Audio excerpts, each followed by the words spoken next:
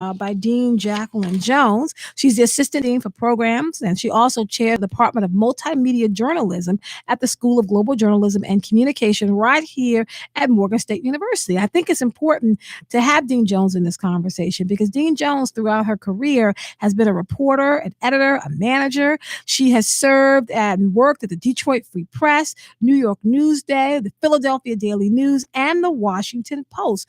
Her work here at Morgan is to train the next generation of truth tellers because I think that's what we need. We need to train up young African Americans, Hispanic students, Asian students, white students who have a nose and an ear bent towards telling the truth. And that is the work that Dean Jones does right here at Morgan State University. Dean Jones, how are you? I am well. How are you today? I'm doing well. I'm so glad that you joined us just to help us kind of make sense. People have heard about this event since last Thursday. We've been publicizing it. We've been publicizing it all day today. But I thought we'd take a minute to go beyond just the banner of it and really get into a discussion about African American female athletes, what that has been historically, where we are now, and then to begin to kind of make some predictions about where we're going. I want to talk to Dean Jones, but I want to go ahead and open up the phone lines. If you are an African American athlete, female or male, and you're working and you've seen some of the sexism and discrimination, maybe you're a parent and you've seen it, displayed towards your child, why don't you give us a call? Join the conversation. Let's begin to unpack African American women in athletes, but also the impact of Black people in sports as a whole. Dean Jones. Yes, ma'am. So can you talk to me a little bit about the study that was commissioned that got us to this point where we're going to have this discussion tomorrow? Sure. A couple of years ago, we met with the editors at the Undefeated.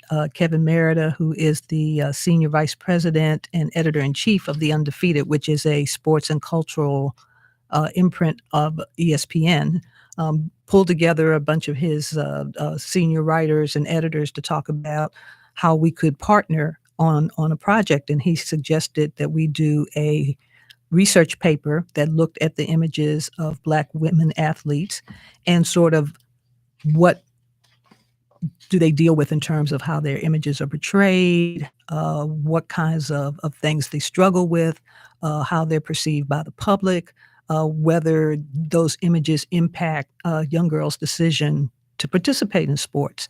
And so we agreed to take it on. And so Professors Edward Robinson and Milton Kent and Wayne Dawkins agreed to participate in this, as well as our SGJC sports fellows, Ron Taylor, who's a veteran journalist, and Tanya Weathersby, who is also a columnist at the Memphis Commercial Appeal. We put the team together with help from Dr. Stella Hargett over in the sociology department. She chairs that department here at Morgan State. And we spent about a year and a half looking at the effects of negative media images on girls and women in society.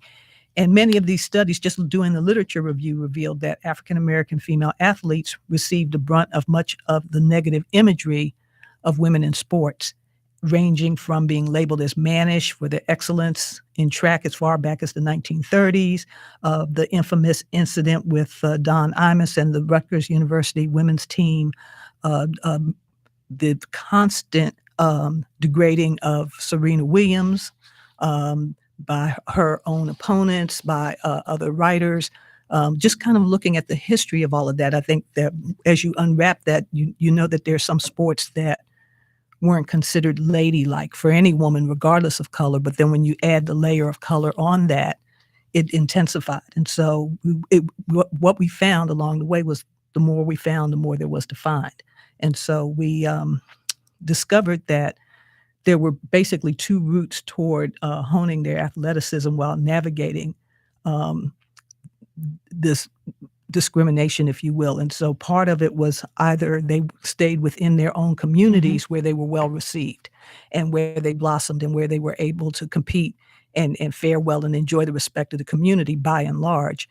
And then once they decided they were going to cross that line and go into more competitive arenas, especially in Division I and professional athletics, that's when they ran into the buzzsaw. So it some of it, I'm sure, was just wrought of pure competitism. I'm going to I'm sure that's not a word, but the idea that I'm going to tear down my opponent to do whatever I can to be able to move forward. Which to me, I know that, my son, I have a baseball player and a fencer who often talk about, just the increased mental pressure of being Black in a sport that's dominated by whites. I mean, I don't have girls, but I have seen how, my son, the more he advances in baseball, he's now a senior in high school.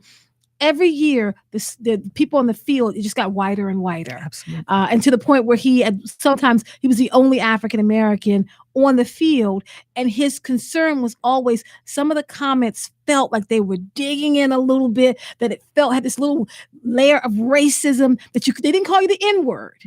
It was all the other questioning around your skill set that didn't happen to the other players. Oh yeah, they question your intelligence. They question your ability, your sexuality. I mean, all of those things, because people know the buzzwords. They know how to argue. They know how to get under your skin, and so they look for the thing that will throw you off and to get inside your head. And so, if the small things don't get under your skin, then they have to go a little deeper and a little deeper until they hit that core. Try to break you, right? Exactly. And so that's what happened to these women, that they were constantly, we had a golfer who got death threats. As an amateur, she was burning up the field. Once she became a pro, she was getting death threats in the mail, and she'd go to a tournament and she would get a note that says, if you want to live, don't show up for the game. So she says she's standing there on the course getting ready to tee off, and you're looking around because you don't know who might step out from behind that tree or and so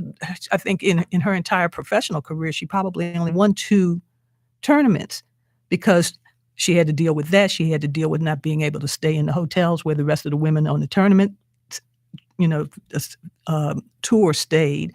All kinds of adjustments that she had to make that cost her sleep, that cost her proper nutrition, that cost her just the comfort that you would normally have before you go out to play. And so when you think about those things, the fact that Black women have triumphed over that is simply amazing. I mean, it's really a testimony to perseverance. Now, what's interesting, and I'm going to think, I see a couple people on hold. I'm coming to you, callers. I want to invite you as well to join the conversation, 410-319-8888. We're talking about African-American female athletes in particular, and the racism and sexism in the sports. But if you are raising African-American male athletes, I think it's important for you to jump in on this conversation as well. So a couple of incidents that I think are interesting. One, Serena Williams, who has been compared to a man and a gorilla. So that's one incident. That's happening a lot in the white media.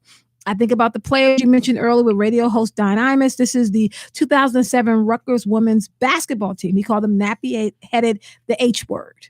And the word kept getting repeated. The nappy-headed part kept getting repeated. And this is after they lost to the Tennessee team in the NCAA final. So we know we have the white media on one side. I want to ask you, Dean, to go to the other side and talk about even the impact within our own community. I remember when Gabby Douglas was competing, and she was competing, folks, we remember Gabby Douglas in gymnastics, an amazing athlete.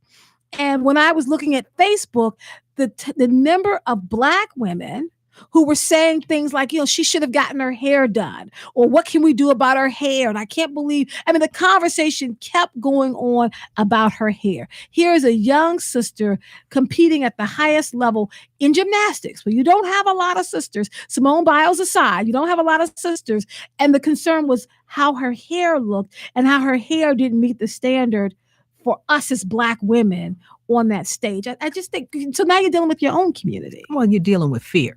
I mean, I think that so many of us have grown up in families where our folks wanted to protect us from hurt and disappointment and racism and all of those things. And so what they would do is focus on the external. If I can make you look a certain way, if I can make you behave a certain way, then I can protect you from the blows. And so I am so desperate for you to be seen as wonderful in every conceivable way. I'm going to pick you apart before somebody can do it. So I'm going to talk about your nappy edges, and I'm going to talk about, Yes. that was the conversation, right? It's a detailed conversation on Facebook. And so part of the study revealed that while current athletes tend to try to phrase it differently, they are still undergoing the same thing where their coaches, their mentors, the dress code, how you wear your hair, how you dress even for the event itself. Rochelle Stevens, who's a Morgan State alumna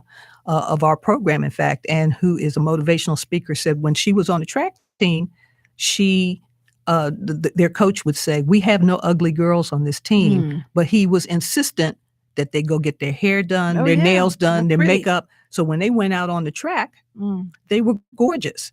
And she said, she knew that people were kind of making fun of them for being cuties on duty. And so she would say, well, we just decided we would turn it around and say, we look soft, and then we're going to go out and kick your butt. And so the real guiding force behind that, or the governing force behind that, was the desire not to have them attacked for being homely, for not being attractive, for being too male, and by softening up their image. And that's one of those things that we see a lot of still. You see African American men, especially Black male athletes, saying, "I don't want my daughter doing that. That's not the sport for her. I don't want my daughter running track. I don't want her playing basketball. That's not for girls." And so they are already taking it away from their daughters that this is not a good thing to do. We don't want them to swim. You don't want to get your hair wet. All of those things that have been handed down for years, and we just have not broken that habit. And even when it works in your favor, it works against you. I think I mentioned to you a couple of days ago, Lisa Leslie, who is an outstanding athlete and who excelled at every stage of competition from AAU through the pros. And basketball. Is known more for her beauty than for being in the Hall of Fame, the WNBA Hall of Fame, for leading the LA Sparks to championships, for what she did as a college player. All of that pales in comparison to somebody saying, "Oh, but she's so pretty." But we do have athletes that play that up. I'm thinking in particular of someone who I remember did it well. I'm thinking of FloJo. Oh yeah, because FloJo, I'm going to date myself, but FloJo nails spectacular, to the point that the camera would actually zoom in on her nails when she was standing at the starting block. But people don't know FloJo in terms of, the classic Olympic runner, sprinter, but even her uniforms played to her sexiness. It was always one leg out and tights on one leg, but that, she always had long flowing hair, that she actually drew attention to the fact that she was sexy and beautiful and powerful and athletic and feminine, because that's a big fear of being called a lesbian or being seen as being masculine. So that, even more than being called ugly and having nappy hair, that thing of being perceived as a lesbian, being perceived as masculine, is always that other underlining fear from parents who don't want their daughters positioned in that way. Exactly. I think that's something we have to talk about. We have Barbara on the line from Baltimore. Barbara, how are you? Hi, how are you? I'm listening to you all. You all have some great points, but I want to jump in. I think it's a little, your points are great, but I am speaking from my point of view with my son. My son is very clean cut, very conservative, all-star sports. But my other son is a Caucasian. He is the one who is on a Sports Illustrated magazine, and it was the actual Indian Native American who is also on sports. His brother is a Caucasian. He is on Sports Illustrated. Okay. His name is Derek Goof.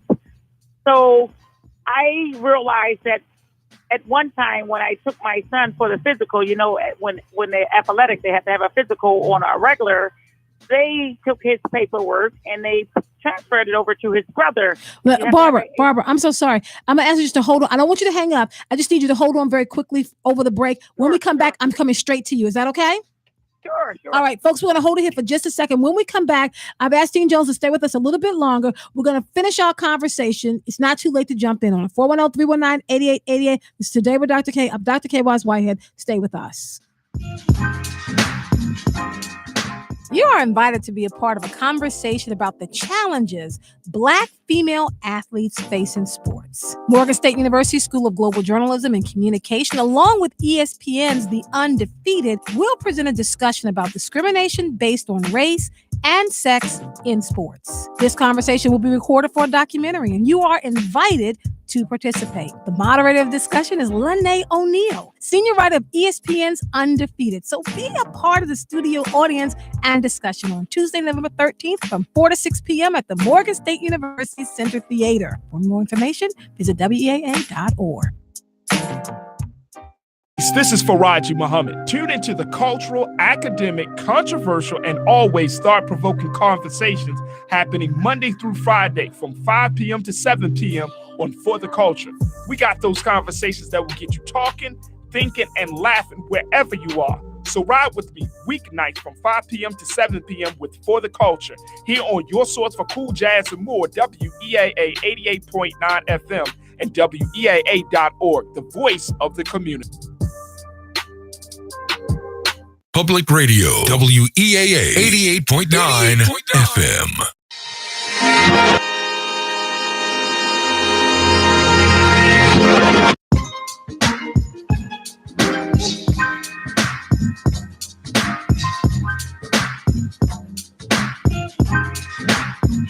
Welcome back to Today with Dr. K. I'm Dr. K. Wise Whitehead. Nappy-headed HOs, S's. Black women as men, as gorillas. Black women who need to get their hair done and focus less on their athletic ability. So you're probably wondering what all these things have in common. It's some of the stresses that come along with being an African-American female athlete in this country. What does it look like when the world perceives that you are a lesbian just because you play sports? You're not perceived as being cute or pretty or feminine because you're focusing more on your athletic ability. That when you get angry, you're seen as being a gorilla and a bully rather than just asserting yourself. And when you are involved in basketball, someone can point out and call you a nappy-headed HO. That's what we're dealing with. Now, there's a study that was commissioned here at Morgan State University. It's going to be talked about tomorrow night. Folks, you have got to join this conversation. It's called Beating Opponents, Battling Belittlement, How African-American Female Athletes Use Community to Navigate Negative Images. It'll be right here on the campus of Morgan State University tomorrow afternoon from 4 to 6 p.m. at the University Student Center Theater on the campus of Morgan State University. Here's what's interesting is that Morgan State University actually partnered with ESPN's The Undefeated. They are taping this as a documentary. You have secret aspects on being a star. Come out, sit in the audience, get your questions together because you can participate. I was speaking with Dean Jones right here from Morgan State University talking about this study that Morgan State University did that looked into the history. We had Barbara on the phone. Barbara, thank you for staying with us. Thank you. I'm going to jump back in. Go ahead. My son, he is a Native American, but you may think he's an African. Most people. He is an all-star sport. It was given to his Caucasian brother. He is a 4.0 average, and you know that they pay attention to their grading. Right. It was his grades was transferred to his brother, and his brother is on the Sports Illustration magazine for football. His name is Jared Goff, but the actual brother is the Native American that is actually the all-star sport. Okay. I am finding out with your tennis player Serena and her sister, they're very beautiful, extremely beautiful. I am finding that in most cases, these people are playing against themselves. Their aerospace STEM, not just with Afro-Americans, but with your, if you notice, Serena was very popular. Her and her sister, they were competing against each other. Right. But however, the younger white girl, I can't think of her name, she came in and she started giving Serena the blues. I discovered through my investigation that they are playing against themselves. Their human code has been transferred to the Caucasian. So Serena cannot understand why she's going through it. It is because she is playing against herself. They've given the white girl her human code to challenge her. All right. Well, thank you so much, Barbara. I really appreciate what you're saying. This idea, Dean Jones, of Black women in the field coming up and being challenged by white women. Maybe she was talking about Maria Sharapova. I think there's so many white women who did not have anywhere near the number of wins that Serena did, but yet they were put forward as being the standard as the stars. Typically, they were white, they were tall, thin, blonde, everything that Serena isn't. But what they weren't is they weren't the caliber of successful athlete that Serena is. That's correct. And I think there are two things at play here. One is the broader society's definition of who is beautiful, but it also is a negation of athleticism. Yes. For white women as well as for Black women. I think that what happens is women's sports are not taken as seriously as men's sports. And so it's like, oh, look at the girls playing tennis. Oh, but look at that one. She's really cute. She's hot. And so when we launched this 2 years ago, we had a forum over at the Student Center Theater. And there was a woman on the panel who was a WNBA player. And she said that at one point, the owners wanted to change the players' uniforms to kind of tart it up and make the players look sexier on the court because they thought that would bring more people to the games. And so the women had to band together and say, no, we are athletes and we should be able to play in uniforms that allow us movement and comfort and not to run around to satisfy prurient interests. And so it took some back and forth, but they finally were able to prevail. But they realized that they weren't really considered athletes by the owners of the teams. They were just considered entertainment. I want to thank you so much, Dean Jacqueline Jones. Folks, the event is tomorrow night. It's right here on our campus from 4 to 6 p.m. Beating opponents, battling belittlement, how African-American female athletes use community to navigate negative images. Dean Jones is stepping out, but I want to continue this conversation. I think there's something here that we need to delve into. What's considered to be beautiful? Why are sports with women not considered to be something that should be taken seriously? Why do we have to make our female athletes dress sexier to catch the male gaze rather than focusing on their athletic ability? 410-319-8888. Let's talk about it. I find it to be very interesting. Now, I'm the mother of sons, but I have watched and I have dealt with my sons on the field in sports where there are not a lot of African Americans. I have one son who plays baseball and one who fences. There are not a lot of brown faces or Black faces in the crowd on the side with the parents. And my sons have talked about kind of the subtle nature of racism that they have to deal with. I mean, no one's calling them the N-word, or they are, but they're chanting it, so you tend to disregard it, but to your face. But you do get this second guessing of your skill set, of your ability. And you start to wonder sometimes as an athlete in fields that are traditional sports to have Black players, whether or not the decision not to put you on the field or the decision not to give you the additional help and training is due to the color of your skin. Like, it's always that underlining question. So how do we help our children push through it? Or how do we push through it? How do we push through thinking that, when I'm being overlooked for something at my job, that I'm being overlooked because I don't have the skills? Or is it because I'm Black? Or is it because I'm dealing with intersectionality as a Black woman? Kimberly Crenshaw's word. 410-319-8888. I have Buddy on the phone from West Baltimore. Buddy, how are you? How you doing, Dr. K? I'm doing well. A couple of questions I wanted to ask. I mean, if the lady knew about that report that Jeremy Schaap did on those the Black athlete soccer ladies, their guys raped them when they came back and thought that they was gay. Now, I know that was taken into account with this particular study. The study that was done here, Morgan State particularly explored how Black female athletes have actually worked to navigate racism and sexism. They were focused on Black women, and they went back in the archives and pulled out this history. And how the rich man, Warren Buffett, that had the money, who had lingerie football. That's exploitation. But what I'm saying, they did another report or two about her hair, and she almost lost her job. Well, see, now my question to you, Buddy, is so interesting because, I mean, as we talk about, Black women in sports, right? And I know that people are wondering, where we're going with this, but what's happening and what has happened to Black women in sports, it is no less, and I think you can agree with this, Buddy, with what happens in Black women in society. It's this standard of beauty that Black women are told that they don't actually meet. Because I don't think it is even able to be met. And you hit it right on the point for our society, because then what's the girl come out and say she invented cornrows? Yes, the Kardashian. Oh, yeah. My God. Man, you can look at the pyramids, the statues they had cornrows. So where she come up with that from?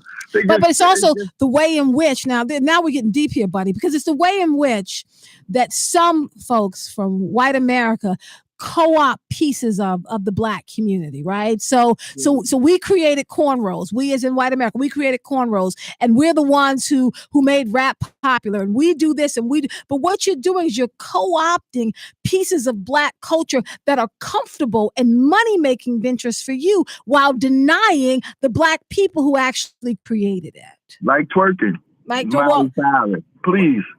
Yeah, twerking is an example. I don't even like African children doing it. I personally don't love it. I don't even like it because I think that's crazy. But the bottom line is, man, it's why we always got to prove ourselves.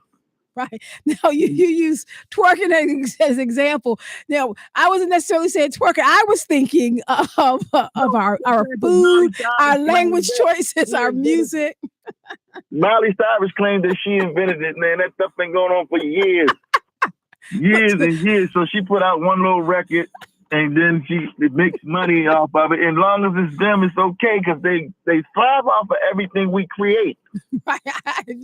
Everything we create. And buddy, I love the fact that you put twerking up as your example. Buddy, thank you so much for calling. So folks, when we start talking about Black women specifically in sports, and then Black people more generally in sports, and the ways in which pieces of our culture get co-opted, and the ways in which they take our athletic ability, our successes as an athlete, and turn it into something that's just ugly, something that's just racist.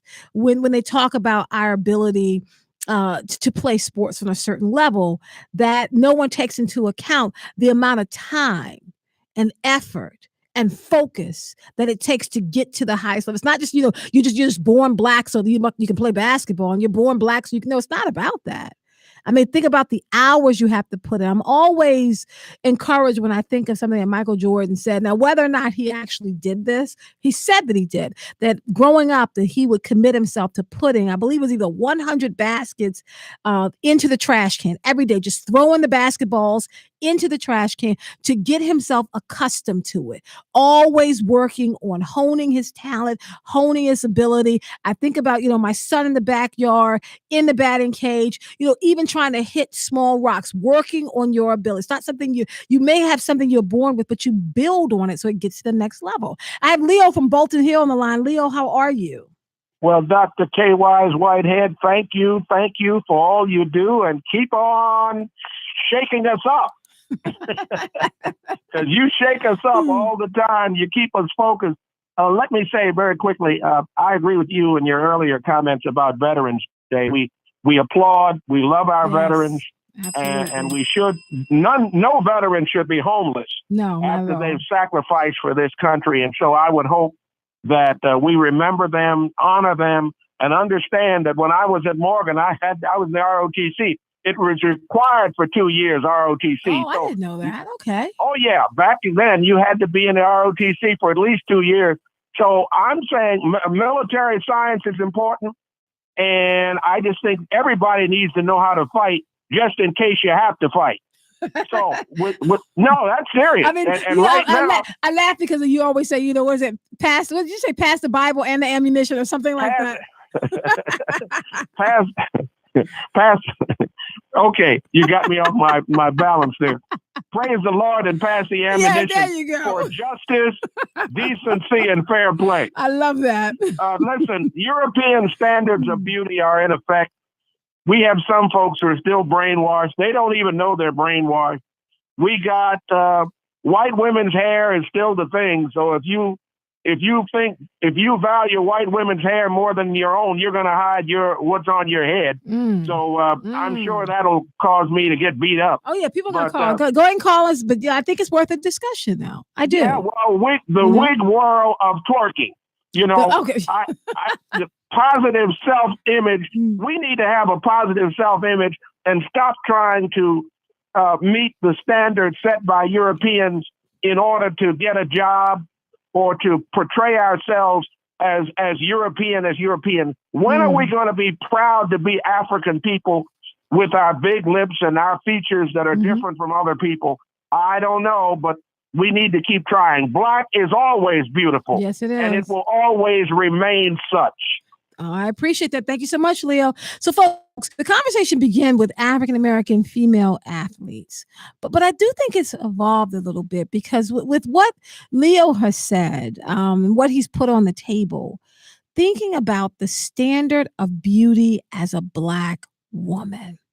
When do we accept that we are beautiful in all of our fullness, whether it's the shape of our nose, whether it's the shape of our lips or the size of our lips, whether it's the texture of our hair, the size of our hips. And like, when do we really lean in, like Maya Angelou wrote about in Phenomenal Woman, understanding that, all these things that we are told by white America is not beautiful, is not acceptable, are the things that make us who we are. That, despite what we're told, despite how we are defined, that we are naturally beautiful. Like, when do you get to that moment? So I'm giving a call, 410-319-8888. If you're a Black woman, you're a woman of color, I'd like to hear from you. At what point were you able to look yourself in the mirror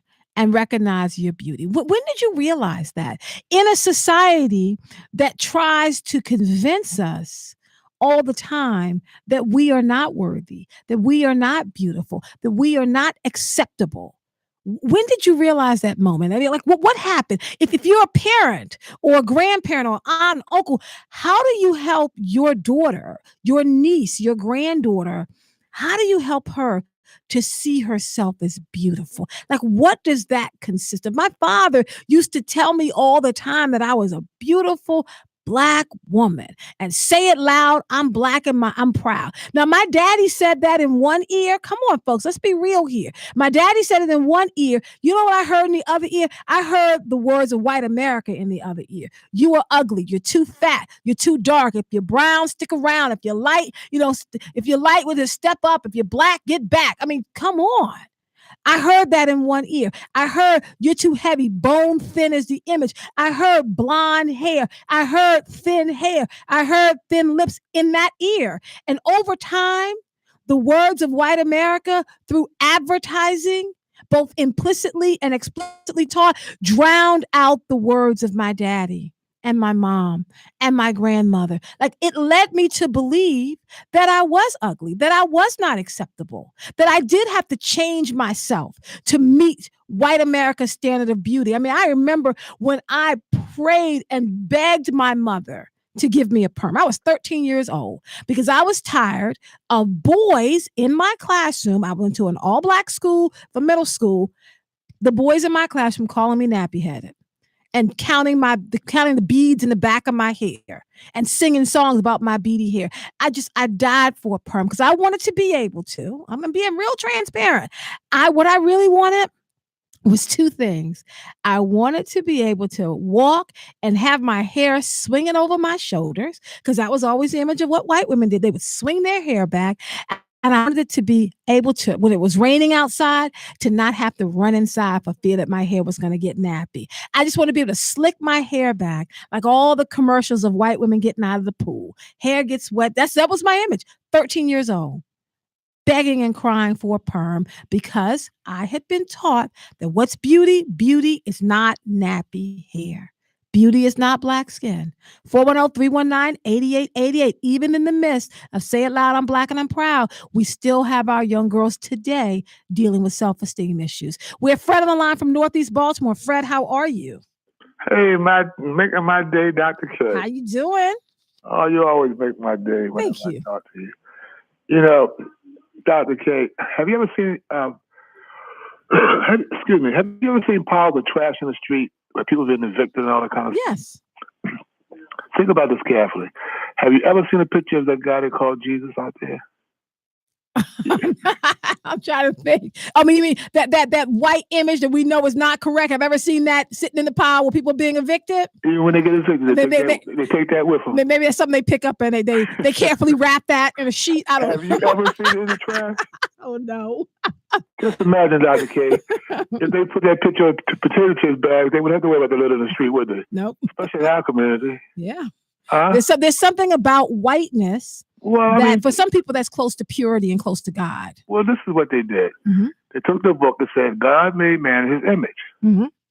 So good well he wasn't going to put our picture in there. Right. Even though we were the first people. Mm-hmm.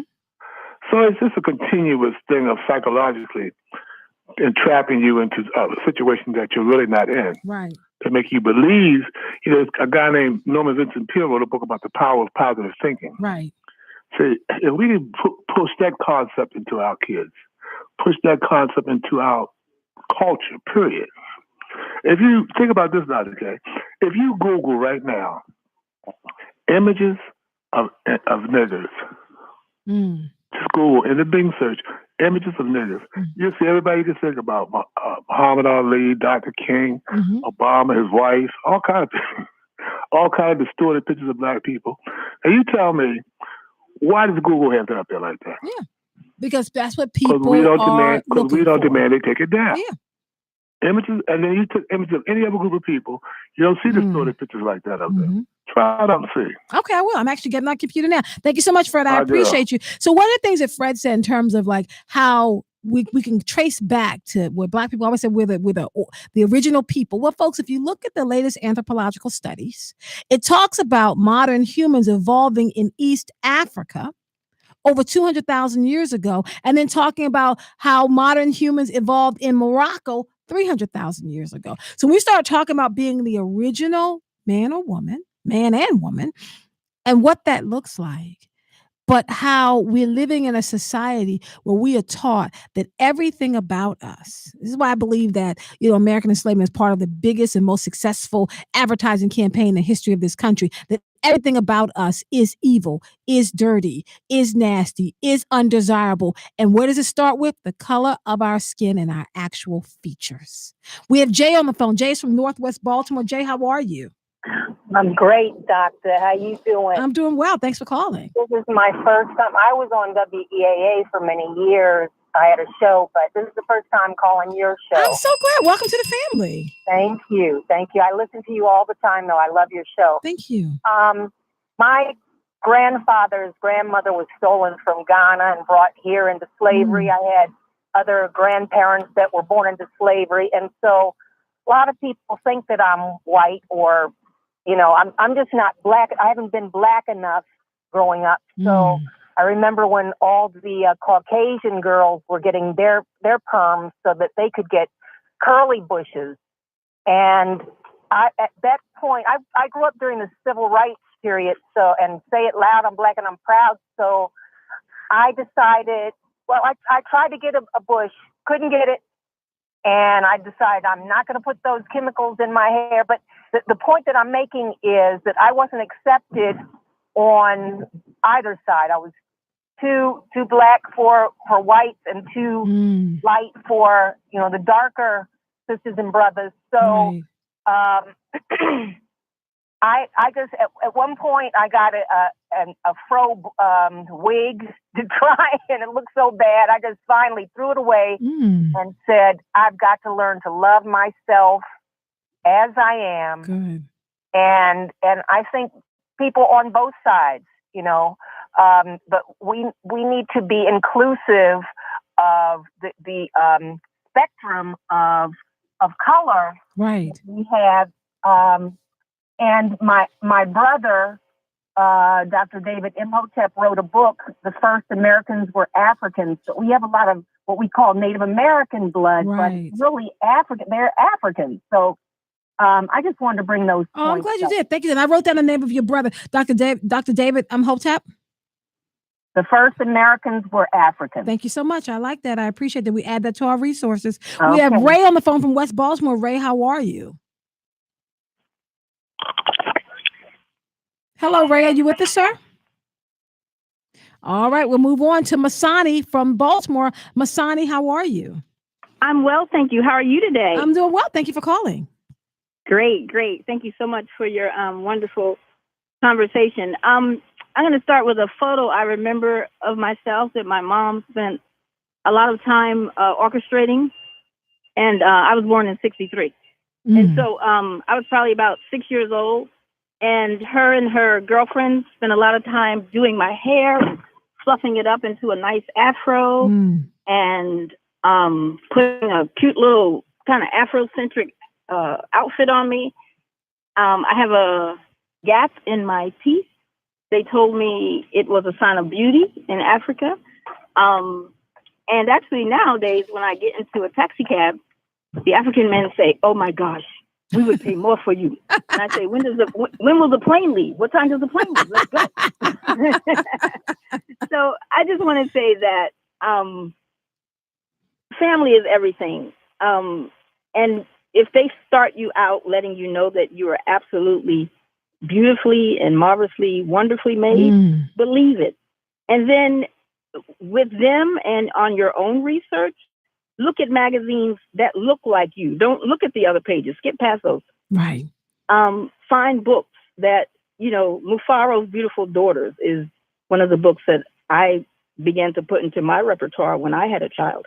And any little girl I come in contact with, I make sure that I put that book into her hands. And so today with Google and the internet, there is absolutely no reason why anyone, young or old, can't sift through the nonsense and find exact images that look like them and say that they're beautiful and so am I. I love that. Thank you so much. I appreciate that. Helping our young people to do it. Getting our children started on that path. Folks, before I go back to the calls, Renee, Kim, Mr. T, I'm coming to you. Listening to Masani made me think about Maya Angelou's other poem, And Still I Rise. Remember that poem? The line I want to share with you is near the end, where she says, "Out of the huts of history's shame, I rise. Up from a past that's rooted in pain, I rise. I'm a black ocean leaping and wide, wailing and swailing, I bear in the tide. Leaving behind nights of terror and fear, I rise. Into a daybreak that's wondrously clear, I rise." Now, this is the point I wanted to get to. Bringing the gifts that my ancestors gave, I am the dream and the hope of the slave. How do we teach our children that though the world may not recognize you as beautiful, the world may not recognize your talents and everything that you have, you are everything that our enslaved ancestors hoped for and dreamed for. You're the reason that they chose to survive. And because of that you are wonderfully made, that you are beautiful on the inside and outside, teaching our young children that when you look into the mirror, it's not just you see in the mirror. You see all your ancestors standing behind you, pushing you forward. Like we got to learn to turn this thing around and to reject white America's definition of us and stop defining ourselves in opposition to them, because in both cases we're still using their standard as the ideal. We have Renee on the phone, a new caller from Columbia. Renee, welcome to the family. Hello, Renee, are you with us? All right, I have Kim on the phone from Wardolph. Kim, how are you? I'm well. How are you? I'm well. Thank you for calling. Thank you. I'm a first-time caller. Woo! I was passing through. I always listen to you when I'm in town, and I had to call on this one. I'm 56. And I would be considered light skinned. Mm-hmm. My issue of growing up was I have very, very thin hair. So I was always told, you'd be a beautiful girl, but your hair isn't good enough. And so my mom had very long hair and thick hair and stuff. Right. And so I would say it wasn't until about 6 years ago. I have a thyroid condition, and so my hair was my thin hair was starting to fall out. Right. And then once we got it under control, my hair started growing back. And that's when I finally accepted me. Nice. I was like, it may be thin, but guess what? I got some hair on my head. I like that. The only thing I want to say about loving yourself, or the young girls rather, is it really is hard. Like I said, I'm old. I'm 56. But when I look at like the videos and stuff, it's always the light-skinned girls, the long hair. And I feel sorry for girls because that is the image that I mean, like, look at Beyonce. You know what I mean? Yes, I know what you mean. Let me ask you this, Kim. Are you able to hold on over the break? Yes. Okay, I'm going to have Kim hold on. Mr. T, I'm coming to you as well. I'm up against a hard break here. We're going to stop, but we're going to come back. I want to finish this conversation a little bit longer. Let's kind of break down these standards of beauty, these European standards of beauty that women can't meet at all, not just Black women, white women, Asian women, Hispanic women. Nobody's meeting that standard of beauty, yet all of us are trying. Hold it here. This is Today with Dr. K. I'm Dr. K. Wise Whitehead. We'll talk after the break.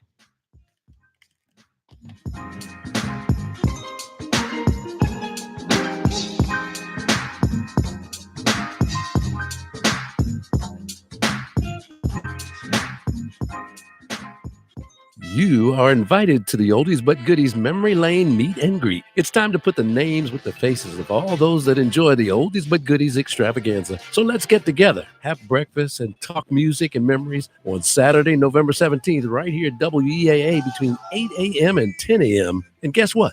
Breakfast is on me.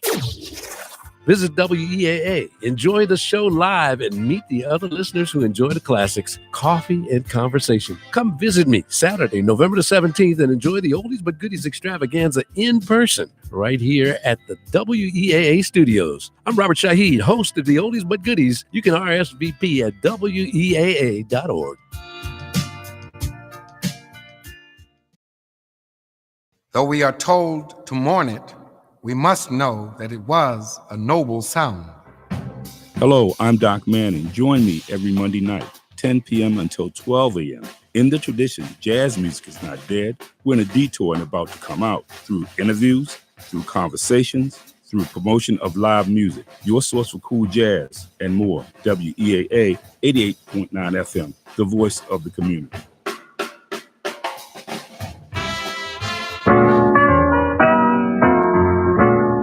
Celebrating 40 years of broadcasting, Morgan State University Public Radio, 88.9 WEAA FM and HD1, Baltimore.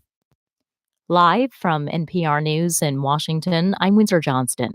Hundreds of thousands of people remain under evacuation orders in California from deadly wildfires. NPR's Nathan Rott reports strong winds have ignited a new blaze in the southern part of the state. Exhausted firefighters are now grappling with another wildfire in the hills and communities north of Los Angeles. The fire is burning near Simi Valley and has forced the closure of a major highway. Wind gusts of 40 miles per hour are buffeting the area and are expected to for the rest of the day.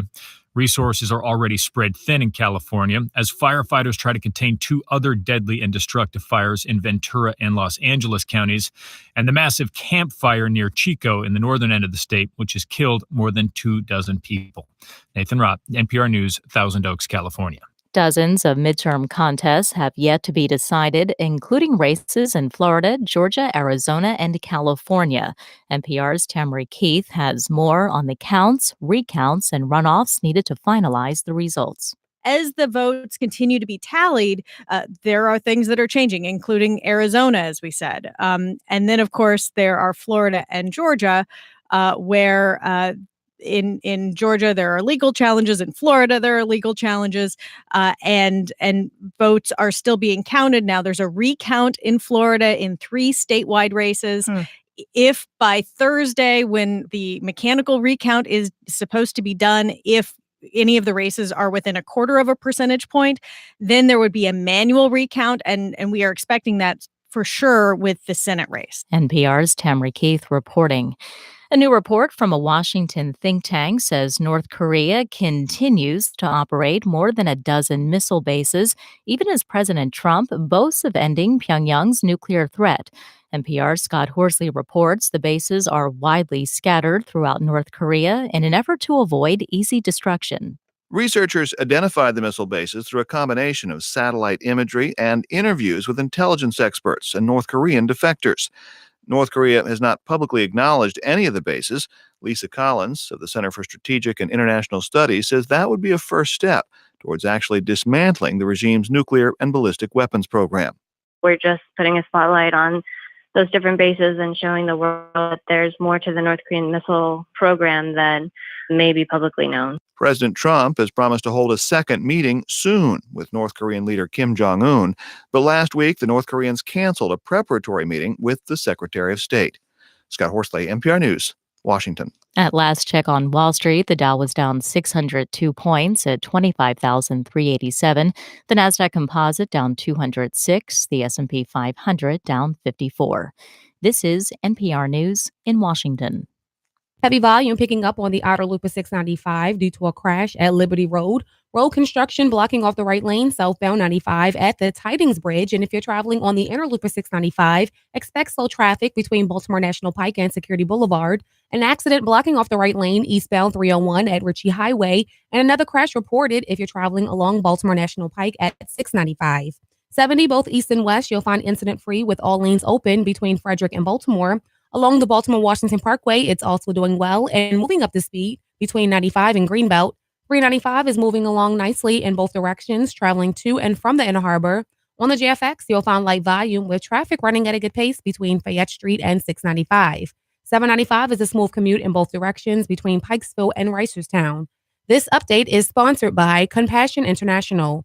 For more traffic information, log on to sigalert.com. I'm Margot Burr with your Baltimore area traffic. 88.9 FM reminds you that the views expressed on WEAA programs are those of participants and not necessarily those of Morgan State University, the staff, management, or underwriters of Baltimore's home for cool jazz. WEAA 88.9 FM.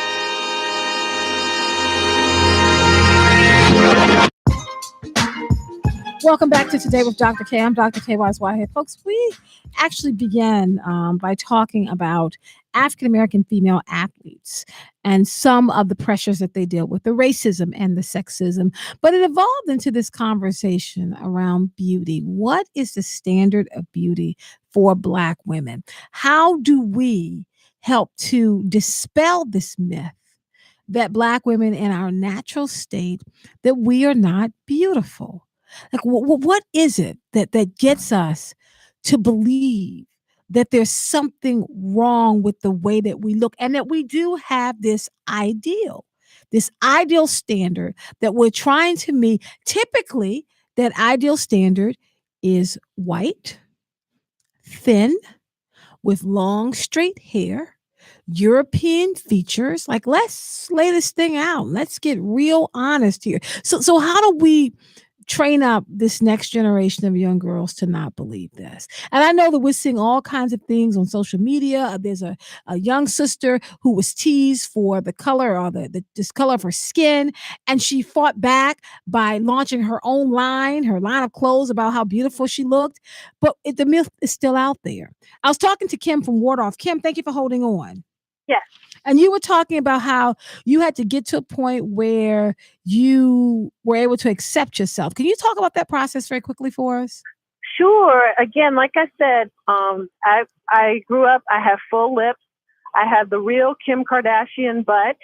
And I was ashamed of it and stuff. And then, like I said, Black people would say all the time with my thin hair, yeah, your color's right. I mean, I even had peers say that to me. Right. Your color's right, but your hair's not good enough.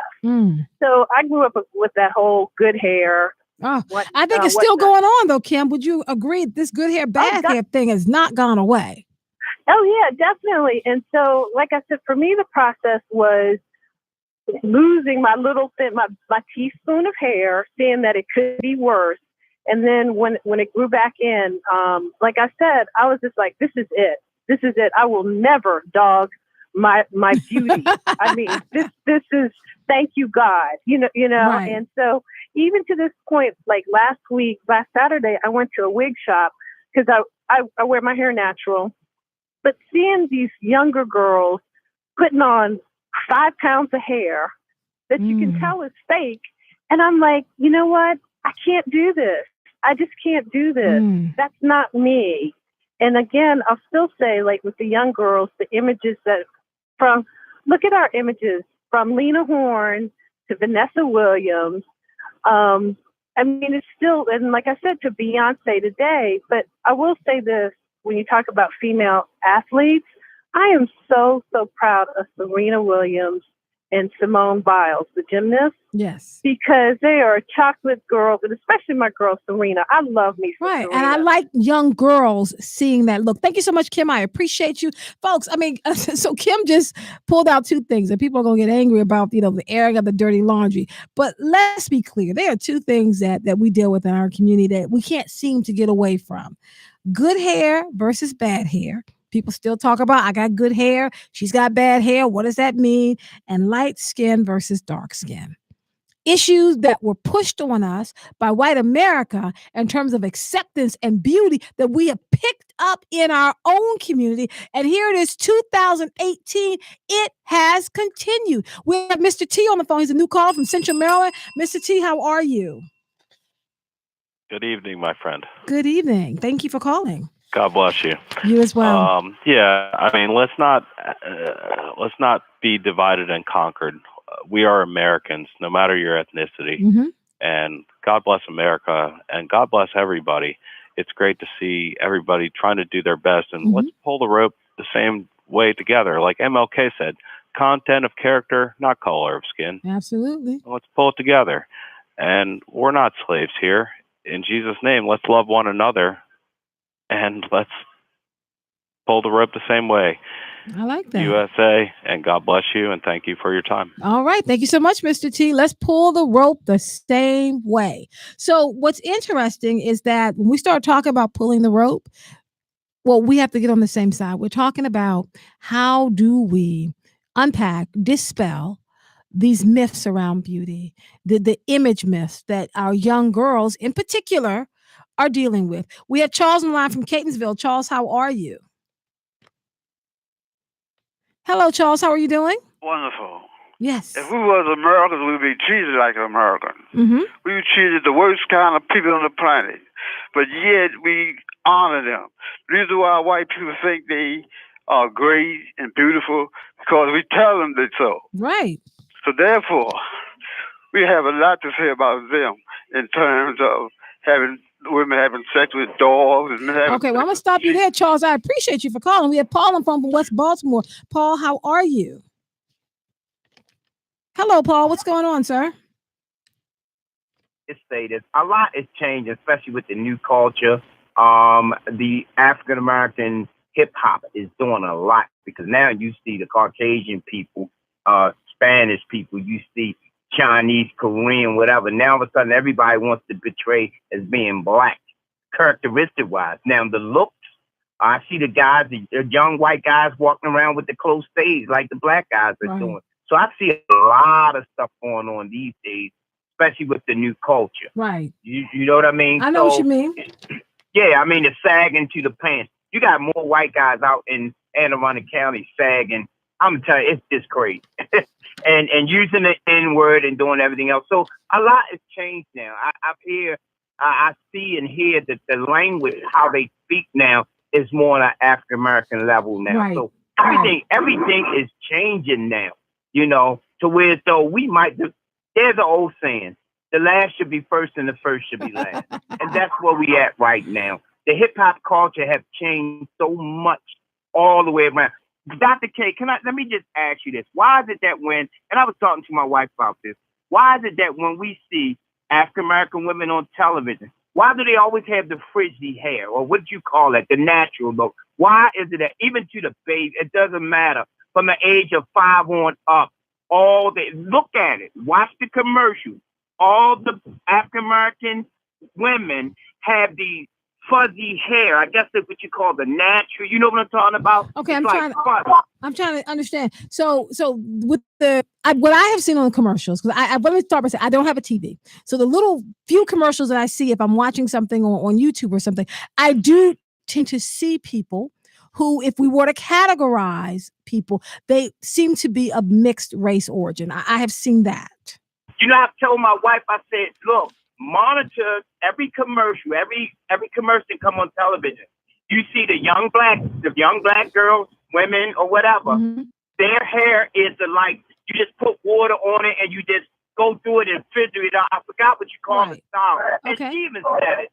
She said, I noticed that too. So I'm trying to figure out Is that the only way you can put black women on the television? Right now, that does seem to be the dominant. That does seem to, I mean, there's this whole kind of push now for that particular look. But I think, Paul, I don't know your age, but you may can remember when the whole push was to have darker skinned women. That this is something that Hollywood pushed. We wanted darker skinned women with natural hair, and it seems to come in fades, and whatever they're putting up as a standard seems to be accepted as this, rather than just accepting the amazing textures that black folks come in, and it's not just one end of the spectrum. Right. All right. Thank you so much, Paul. I appreciate you. We have on the phone, we have Monifa on the phone from Baltimore. Monifa, how are you? Hi, how are you? I'm a first time caller. I can't believe I got through. I'm glad you got through as well. And I wanted some sisters to chime in on this conversation, talk about beauty here. Right. So I'm a 42-year-old chocolate woman. And I remember growing up, being maybe 5 or 6 years old, and playing with a skirt and putting a skirt on my head, and so that it could be long and flowing. Me too. And having that desire to have that, because I internalized messages at a very early age that there was something wrong with my hair texture and my skin. However, though, I had a very conscious mother and father who purposefully exposed me to folks that were conscious and educated and involved, and affirmed my blackness as a young girl. And so I remember my perception of myself, my perception of my sense of beauty began to change in my teenage years, because I was cultivated in that environment. And what I mean by cultivated in that environment, I used to go to the United African Movement. Right. I don't know if you're familiar with that.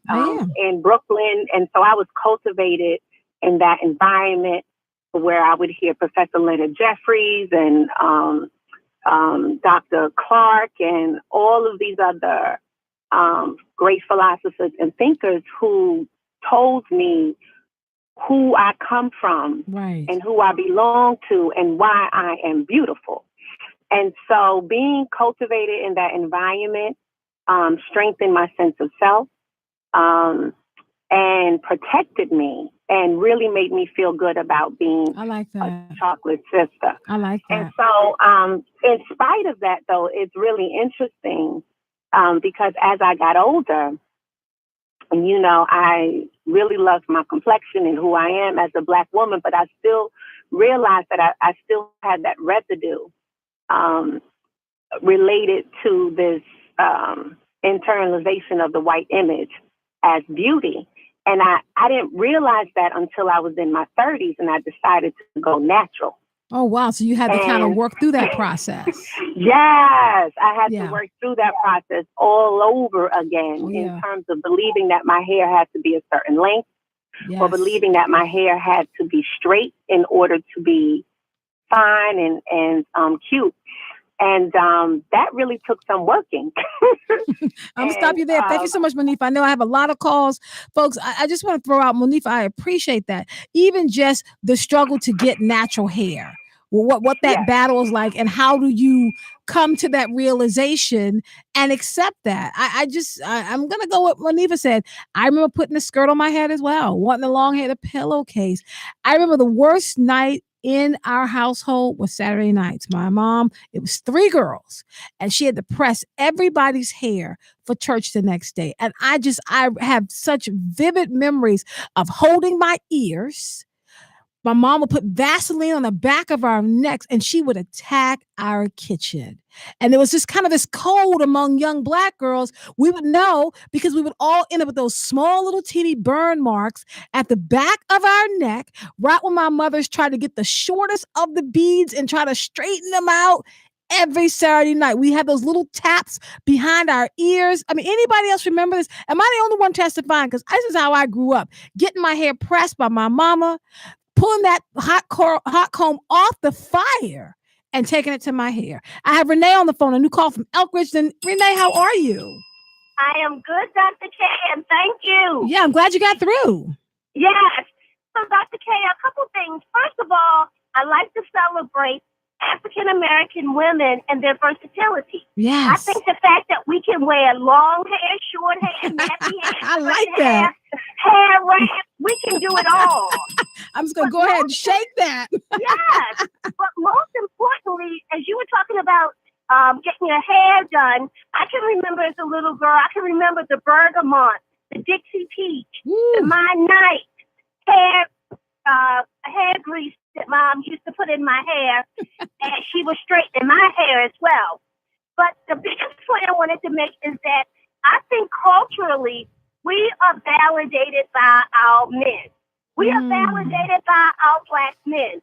So when I have locks, and the first time I grew locks and a Black man told me he loved my hair, is when I really felt good about my hair. There you go.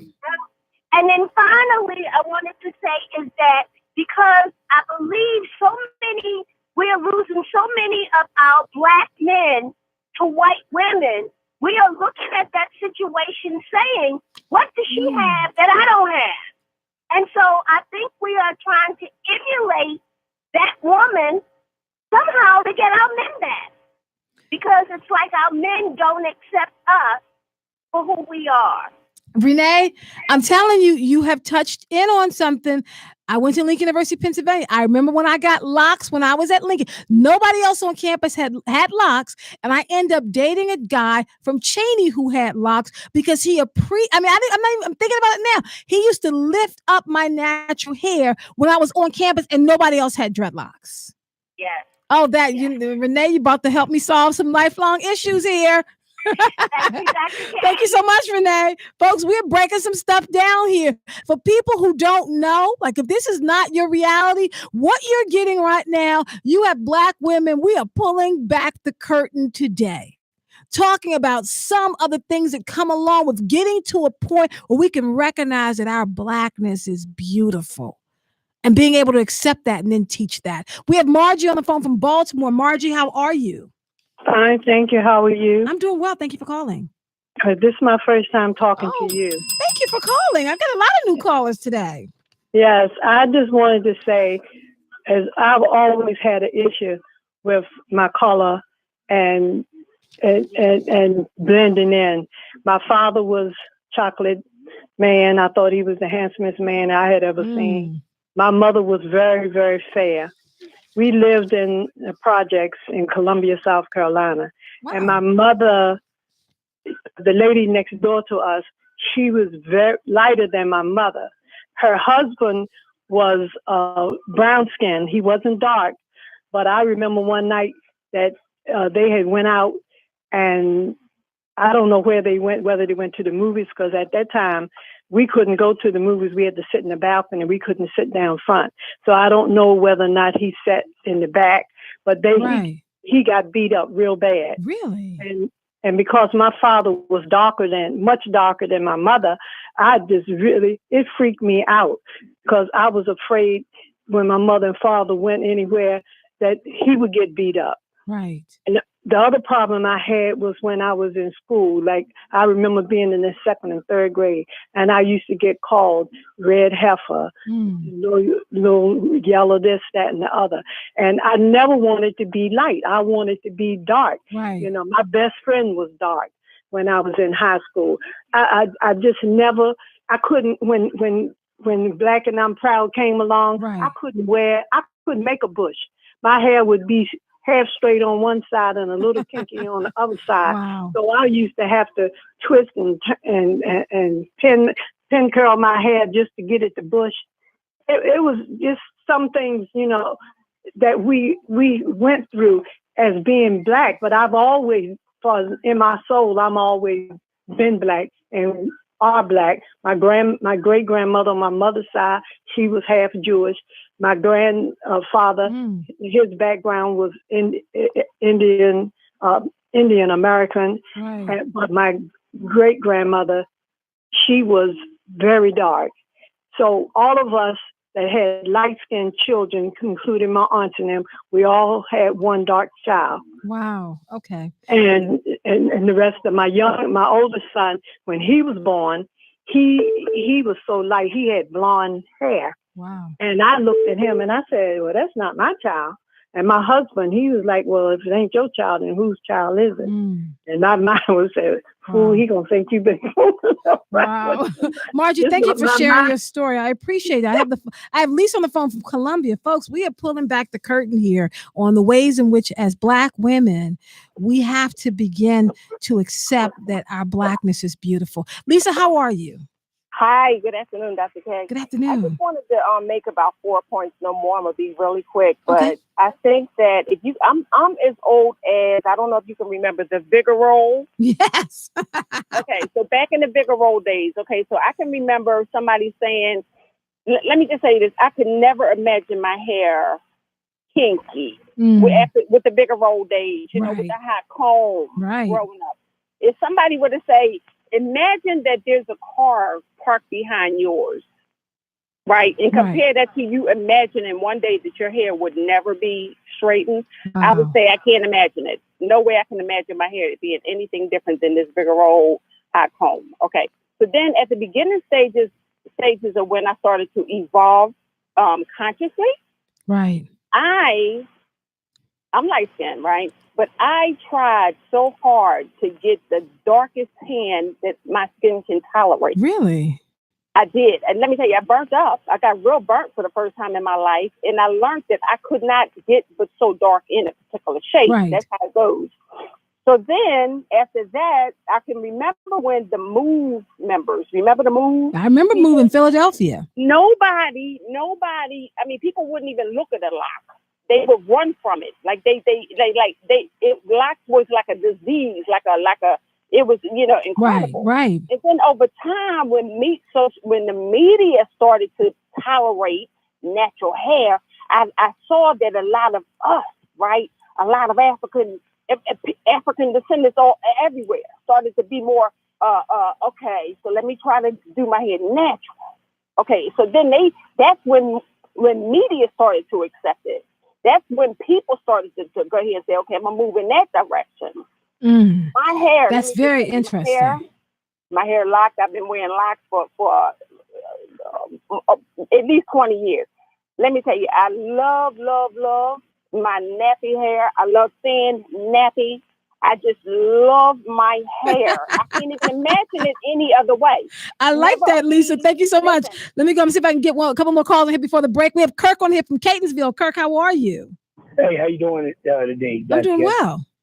Yeah, I'm a light-skinned male, and back when before we were played out, when Edge's Alba and all them took over now, a lot of the sisters, love the light-skinned man because they used to always tell them they'll make pretty babies. Now, not that I got a lot of babies out here. I got 2 daughters, and they light and they pretty. But what I'm trying to say is, I always loved the chocolate sisters because they always gave me so much love. Right. You know what I mean? Right. But let me ask you this, though, Kirk. Don't you think, I'm just thinking about what you just said, because I think that's a good point to drill down on. This idea about, chocolate sisters giving a lot of love to light-skinned men. But doesn't that get into the false sense of beauty or what's handsome as defined through that other gaze, right? The gaze is that, light-skinned men must look better because what are they? They're closer to the white ideal. Exactly, but the funny thing is, my mom was real fair, and my dad, was a handsome almond man. You know what I mean? And and my brothers, 2 of my brothers are almond men, and my sister, my other brother, myself, we light. So I've never had a preference. Right. You know what I mean? If you like me for who I was, but I learned that consciousness early in life because my family was mixed. It wasn't right. You had different skin tones, right? I like that. I'm at to stop you there. I'm up against a hard break, folks. When we come back, look at them. We got Sharon, Tammy, Becky, Lucille, Sharita. We have opened up the curtain. We're talking about standards of beauty. What is it with sisters and these light-skinned men? I mean, are you being told that that's the same gaze from another perspective? Folks, we're talking about it. This is Today with Dr. K. I'm Dr. K. Wise Whitehead. Stay with us.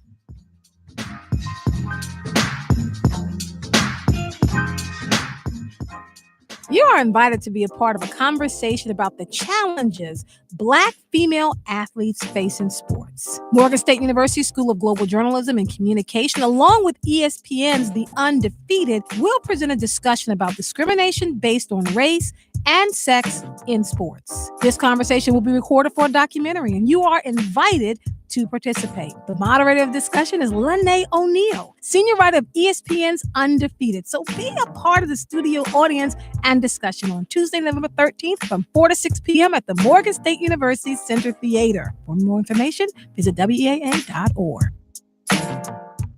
Peace. This is Faraji Muhammad. Tune into the cultural, academic, controversial, and always thought-provoking conversations happening Monday through Friday from 5 p.m. to 7 p.m. on For the Culture.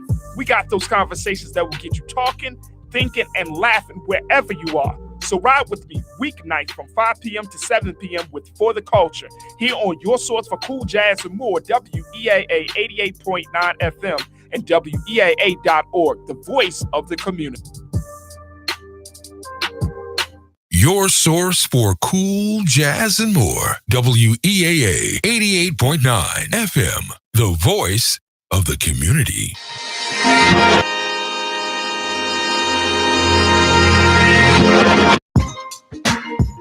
Folks, welcome back to Today with Dr. K. I'm Dr. K. Wise Whitehead.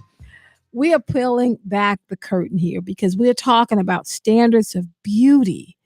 We're talking about how we have to kind of reject the white gaze and white America stand up. Now, it's interesting because this is not a new conversation in our community. It's one that keeps coming up. But how do we tear it down? Because we began by talking about African-American female athletes still dealing with the standards of beauty there.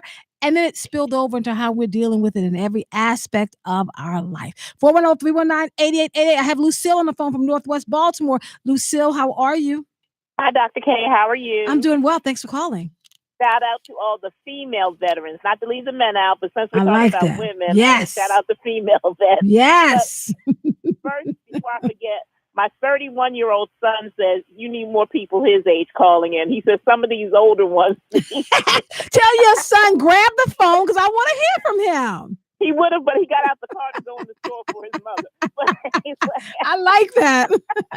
but it's amazing because a few months back, I don't know if you remember, I don't know what we were talking about, but I had brought up this thing about lighter and darker complexion. Yes, you did. And how people have issues with it, but some of the people I was talking to on Facebook said I was crazy. But anyway, but it's a shame that we do not depend, but we look to what men think of us as far as our beauty. And the first men in our lives, most of us who are blessed to have our father in our house, right, is our father.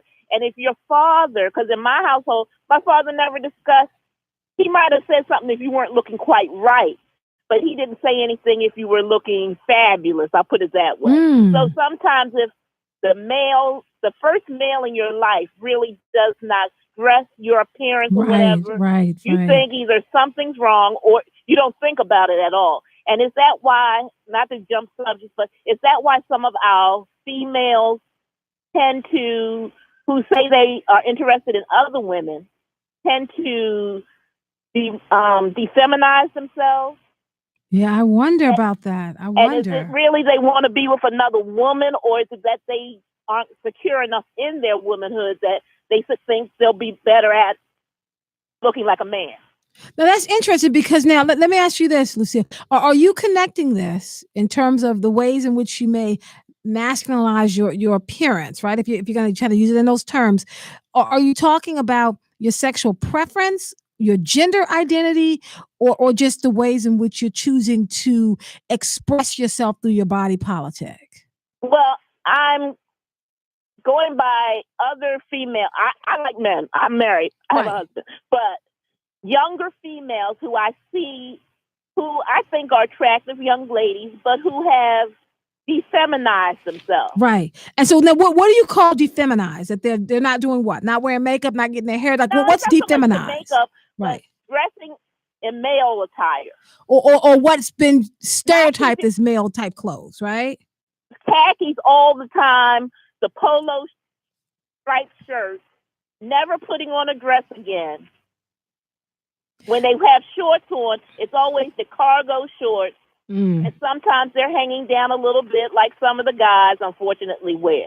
Okay. That haircut is real close, natural, which is nothing wrong because a lot of the older sisters now are tired of paying all these prices in the salon. So they're finding it's easier to go natural. My mother, 91 years old, she wears her hair natural. And it looks nice on her. So it's just, that's how I'm perceiving it. I've never gotten the nerve to sit down with one of our younger sisters to ask them. Well, I invite them to call because what you just did, Lucille, I appreciate you calling. Folks, Lucille just completely described me when I was in graduate school. That was me. I was a film student. I was in khakis all the time. I had my hair cut in the Caesar. I wore the big cargo shorts so I could put my film equipment in my pockets. And my mom was like, hey, what's up? And it's like, no. You're not going to define me through the ways in which I choose to dress. This idea of what's masculine in our dress and defeminize, like we got to kind of unpack this and talk about how we can break it up into 3 categories, right? People, so you're talking about sexual preference. That's one thing because people tend to think that they can link your sexual preference to how you dress. Then you're talking about gender identity. And that's another thing when you start to talk about, the ways in which you gender identify, which might be different from your anatomical body. And then that third category is the ways in which we tend to give a gender identity to clothes.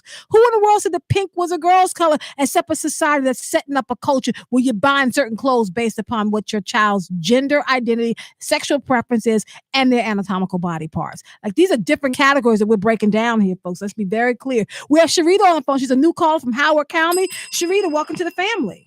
Thank you, Dr. K. How are you? I'm doing well, thank you. Just wanted to call in and chime in a little bit. I just wanted to let the moms know and the dads know. I have 2 little girls. I have an 8-year-old and a 4-year-old. I started off early educating my children on Black history and what it means to be Black in America. Nice. And I know a lot of people in our circle, because I live in Howard County, have mixed families, or they're hesitant to talk about those issues because they think it's too overwhelming for kids, but it's always an appropriate age group in which to have that dialogue with them, and in which most of my children have natural hair. Our hair is not naturally curly; it's Afro type hair. And for all my life, actually, I've worn a jerry curl or perm or some kind of straightening product. But my kids influenced me to go natural.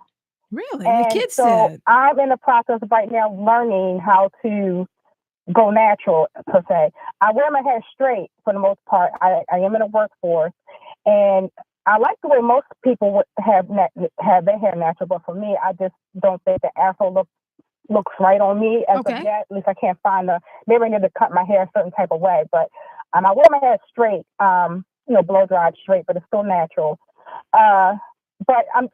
But my kids, they go to a mostly predominant white school. And I know at some point, because they're still young, they're going to have issues.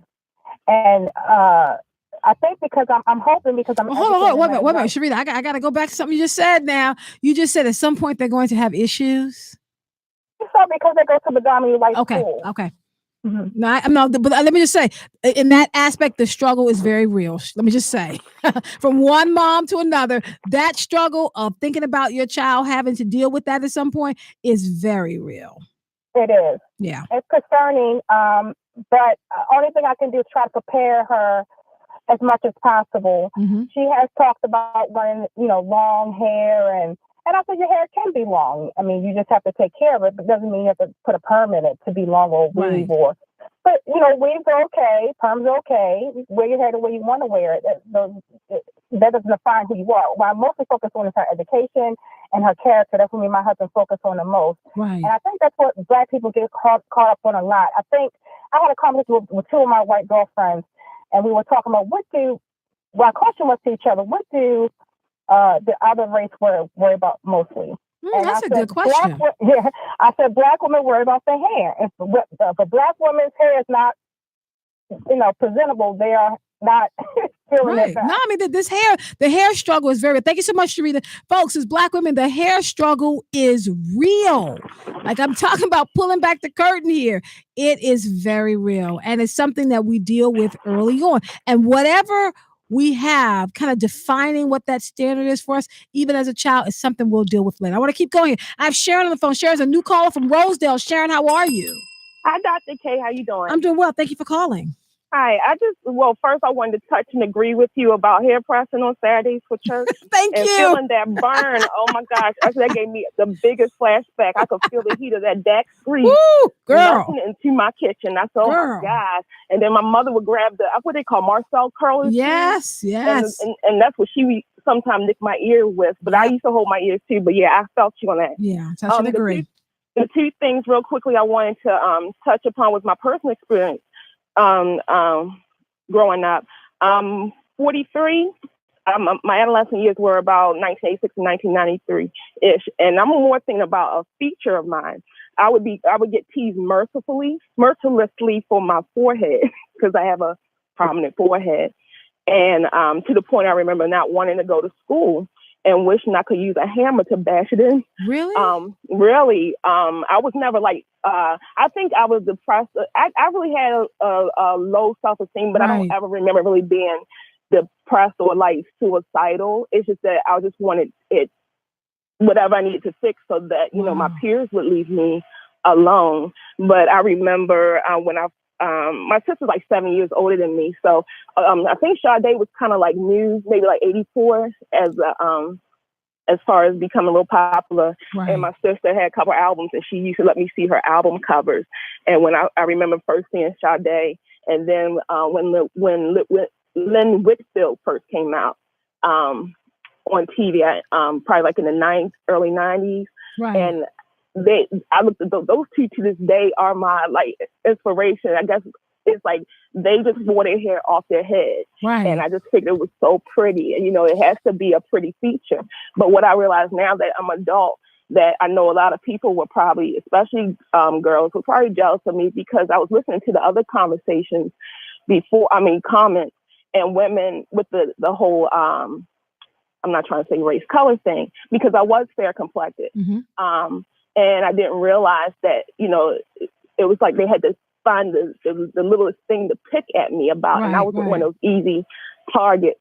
So my forehead used to be a really big thing with me. My last comment was about my self-esteem. My self-esteem used to be locked to my hair, the length of my hair. Right. And I remember in 89, all the girls, how could we used to get the bone straight relaxer off the so, and wore the wraps, because the wraps, you know, would come over, and we used to see who could get it the straightest at the root. Wow. They would check for like crinkles and things, and I'm looking, you know how, you know, I'm 43 now, and I'm just like, God, we were crazy. Yeah. But and I had never felt more liberated when I truly came into who I am, being very comfortable with who I am, and finally cutting my hair off. Now, I'm not natural, and it's not because of the whole, you know, I need straight hair or whatever. It's a thing of you know, management as far as I can't get those. I can't do all those fancy hairstyles for the natural hair, but I love you all natural sisters. I love that. Thank you so much. I got to stop you there, Sharon. I have a couple more calls, and then they're telling me I got to get ready to go. We got Tammy on the phone from a new caller from Randallstown. Tammy, how are you? Welcome to the family. Oh, hi. Hi. I'm pulling over. I'm driving. Okay, no problem. Yeah. I just wanted to chime in. This is my first time calling. Yes, welcome to the family. Yes, thank you. I'm actually Caucasian, and I just wanted to chime in to say that my heart goes out to all African American women, because I know what it feels like to feel, you know, not good enough, or because in your eyes, you don't feel like you're perfect in some way. But I've always seen African American women as being more beautiful than Caucasian women, because, especially because of their hair. In my opinion, Caucasian African American women, their hair, because it's so full, they don't have to do anything to it. They can style it even though it's full, and it looks better than Caucasian women. Our hair is flat. A lot of times it's straight. It just doesn't stay the way you want it to stay. African American women can, create a style and maintain that style longer without it, falling apart or messing up. Now, I don't like when I don't think African American women are as attractive when they put fake hair in. Okay, now I'm going to have to stop you there because what you just did now, I was with you. You definitely had me, Tammy. I'm so glad you pulled over, except when you start to conflate attractiveness with the way someone's wearing their hair. I'm sorry that you hung up, Tammy. I want to talk to you about this because I think that's where the confusion is. We're not blasting people for their individual choices. People are free to do their hair any way they want. And it has nothing to do with their attractiveness, folks. Just because someone's choosing to wear a wig because they're choosing to do so, just because someone's choosing to get a weave, again, they are choosing to do so. You can do whatever you want to do with your body. We're not talking about whether a Black woman should or shouldn't wear a wig and whether or not she should or should not wear a weave and whether she should or should not. You can do whatever you want with your hair. What we're talking about is dealing with the self-esteem and how even in your individual choices, you don't feel beautiful. That's what we're really getting into. What are the beauty standards that we have been led to believe? Not about the choice, because I don't want people to think that I'm coming after someone for wearing a wig. No, it's not about that. It's about the ways in which we can look ourselves in the mirror and understand that we are beautiful in our fullness. And from there, you can do whatever you want with your hair because your beauty is not defined by your hair. So that's where the beauty standards are misleading. You're led to believe that your hair defines your beauty. The shape of your nose defines your beauty. Your skin color defines your beauty. And none of that does. You're beautiful just as you are. And then you can make whatever changes you want to make because you're in control of that decision, not society driving you. Tammy, I see that you've called back. Thank you for calling back.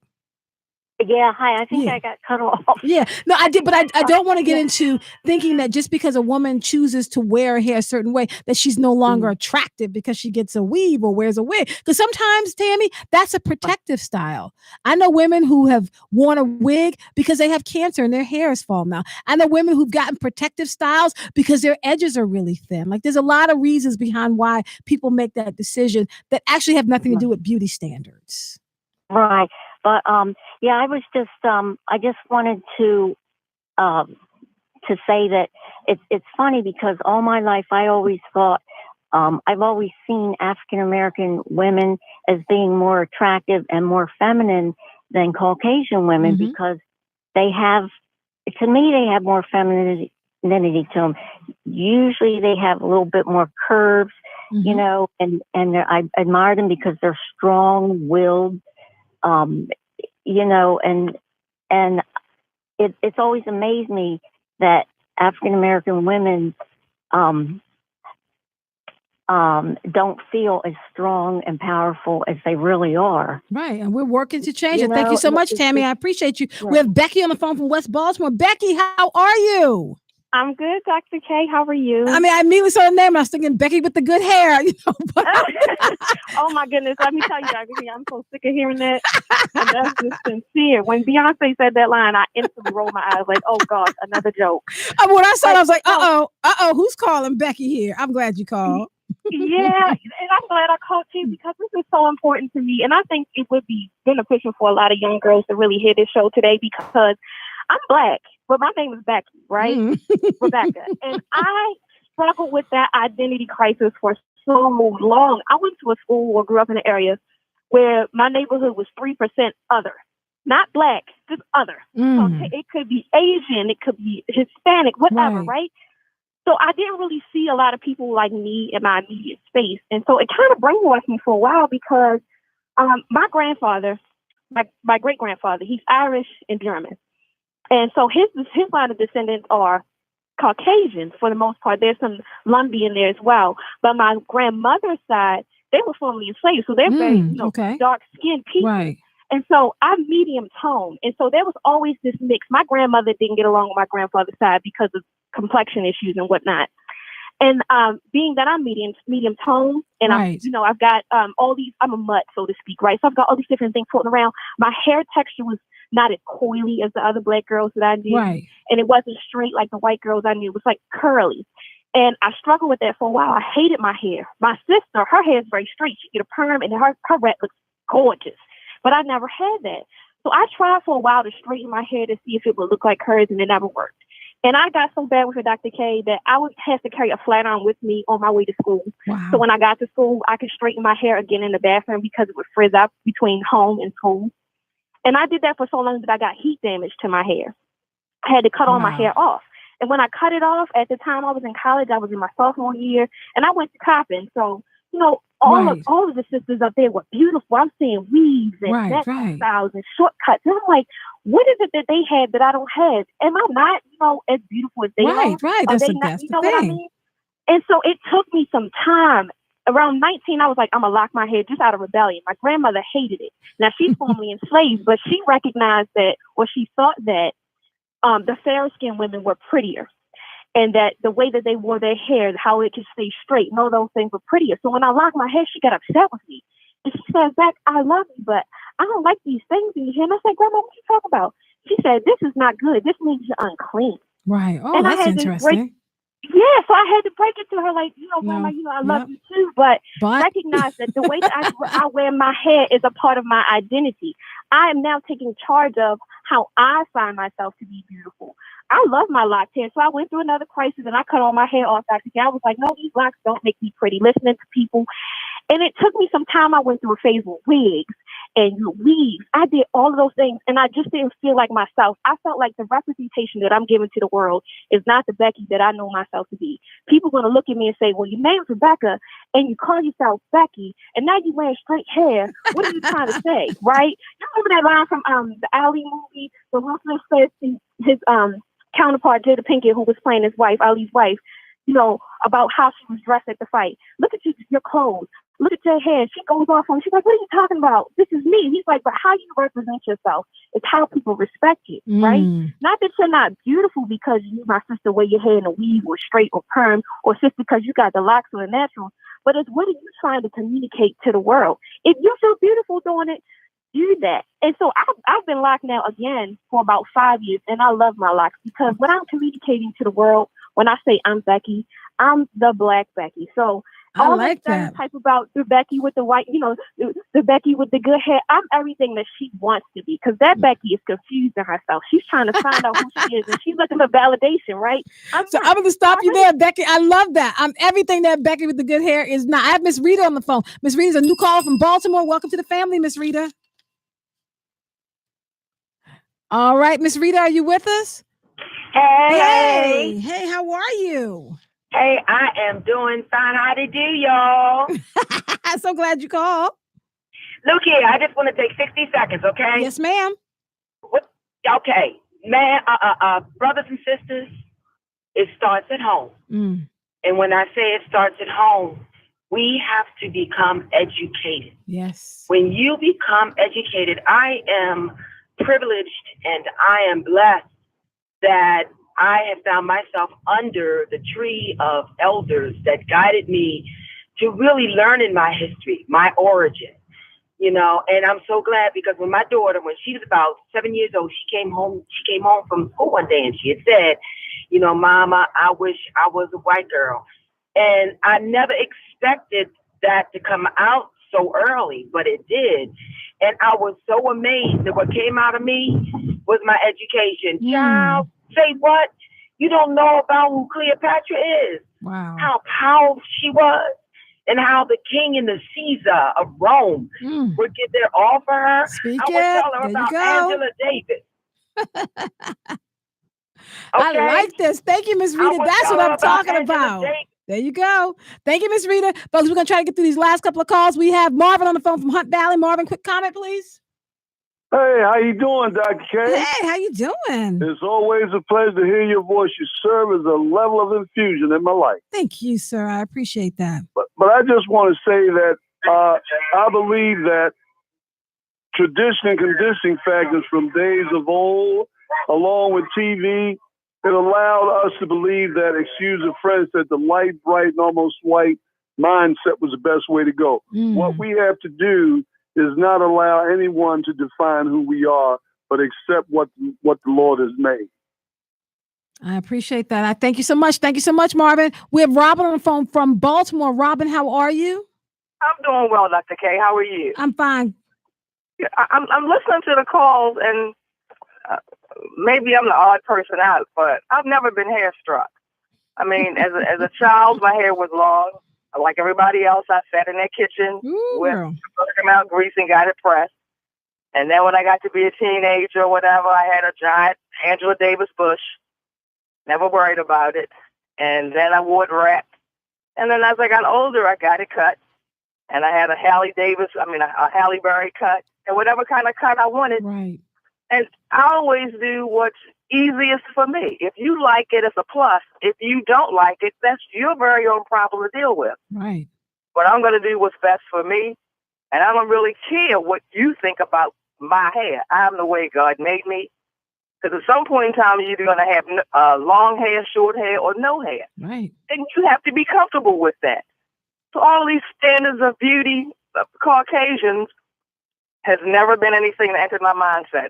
It's all about me and what I like. And again, if you like it too, that's a plus. If you don't, that's your problem to deal with. I like that, Robin. I appreciate that. We have DJ on the phone, a new caller from Columbia. DJ, welcome to the family.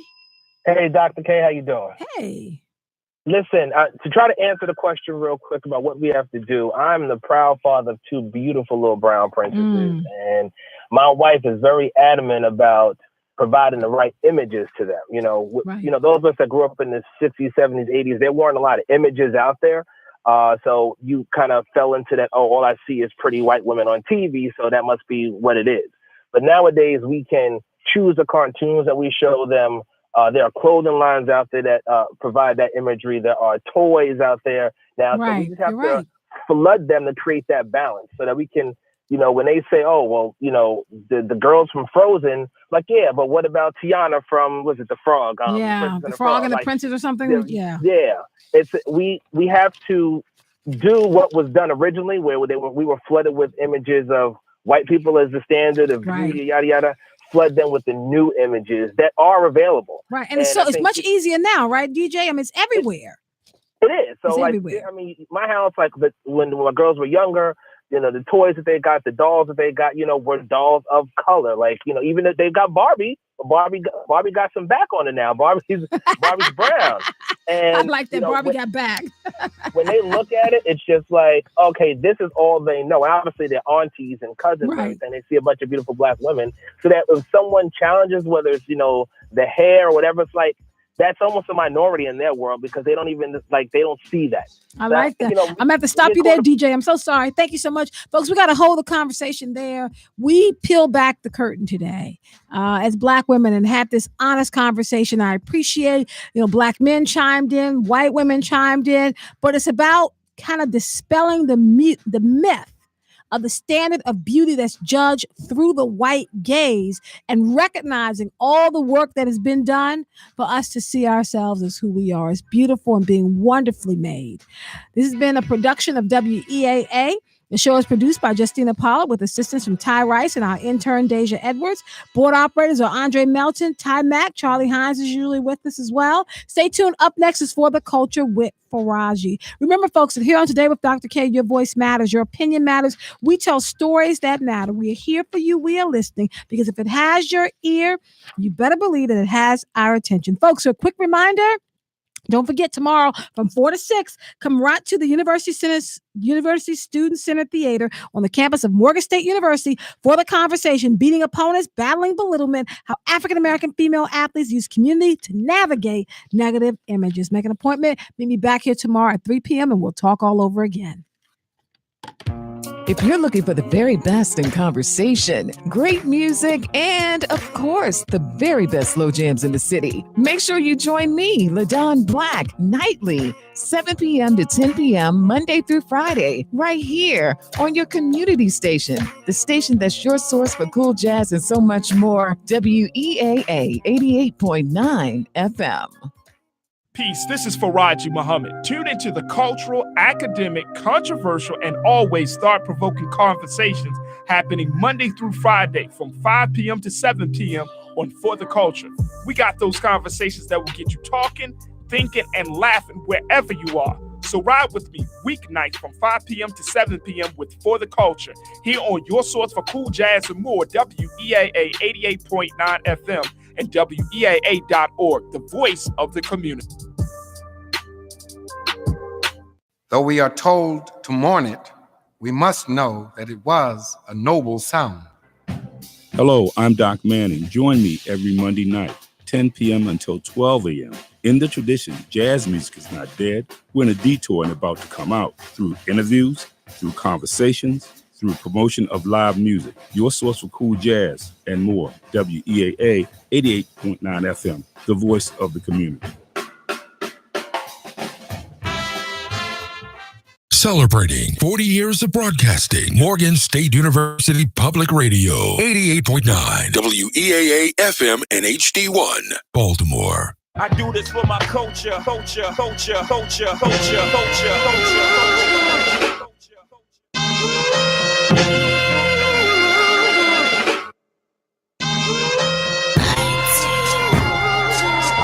Peace and welcome to For the Culture right here on your source for cool jazz and more, WEAA 88.9 FM and WEAA.org. Absolutely the voice of the community. I'm your host, Faraji Muhammad. Thank you so much for checking in and riding with me, folks. Tonight, we are going to be talking to the president of Morgan State University, Dr. David Wilson. We're going to talk to him about all that's happening around the campus and in the community, redevelopment of Northwood Commons, the redevelopment of Morgan State University, and a whole lot more. So we're going to have our one-on-one conversation with the president of Morgan State, Dr. David Wilson. Also, we got to talk about what's happening. Oh, my goodness. What's going on with our Black female athletes? We have to have a conversation about it because we're getting you prepared for that upcoming session, No Ceilings, that's happening here at Morgan State University tomorrow night. This is a conversation you definitely don't want to miss. So stay riding with us. We got that and a whole lot more in tonight's edition of For the Culture right here on your source for cool jazz and more, WEAA 88.9 FM and WEAA.org. Absolutely the voice of the community. Now let's check in with NPR with your latest in news and traffic. We'll be right back.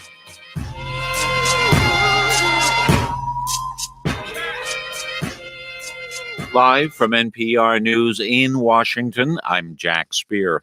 Tens of thousands of wildfire evacuees in California remain displaced. Many have been out of their homes for at least 3 days, and some aren't sure if they even have homes to go back to.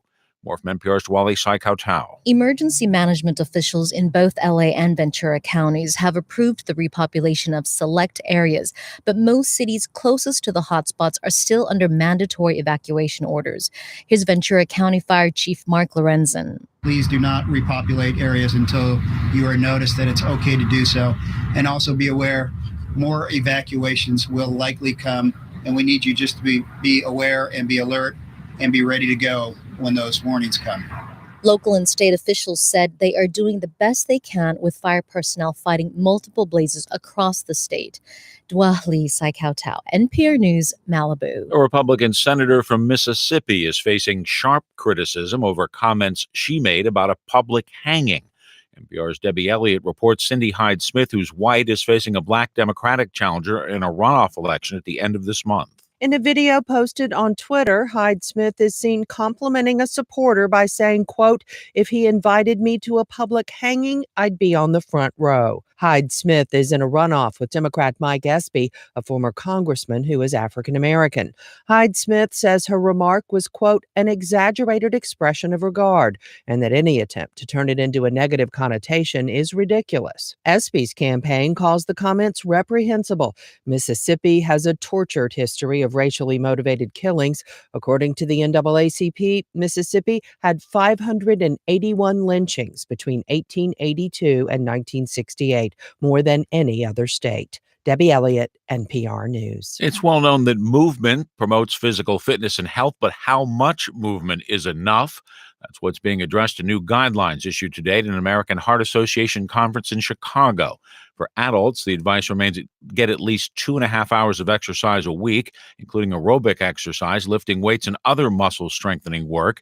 Admiral Brett Weaa is the Assistant Secretary for Health and Human Services and says that shouldn't be too difficult. I'm very excited about the guidelines in this edition because what we have found out is that it's actually easier to attain the health benefits than we thought before, and the health benefits are so much greater. It's estimated just 20% of American adults get enough exercise. Children are also expected to get more exercise at as young as age 3.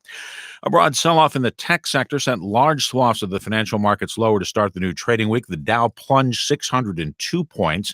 The Nasdaq was down 206 points today. You're listening to NPR. Heavy volume on the inner loop of 695 between Frederick Road and Emerson Avenue, and again between 83 and Cromwell Bridge Road. Outer loop is backed up between 70 and Emerson Avenue. Slow traffic northbound 95 between Key Highway and the Fort McHenry Tunnel, and again southbound between 695 and 100. A crash reported blocking off the right lane if you're traveling on Route 40, and another crash in Baltimore City at Northern Parkway at Reisterstown Road. 395 is wide open in both directions, traveling to and from the Inner Harbor. 70 east and west, you'll find incident-free with all lanes open in both directions between Frederick and Baltimore. On the JFX, you'll find light volume with traffic running at a good pace between Fayette Street and 695. 795 is a smooth commute in both directions between Pikesville and Reisterstown. 97 is a quiet ride both north and southbound between 50 and 695. This report is sponsored by Compassion International. For more traffic information, log on to sigalert.com. I'm Margot Burr with your Baltimore area traffic. 88.9 FM reminds you that the views expressed on WEAA programs are those of participants and not necessarily those of Morgan State University, the staff, management, or underwriters of Baltimore's home for cool jazz. WEAA 88.9 FM. I do this for my culture, culture, culture, culture, culture, culture, culture.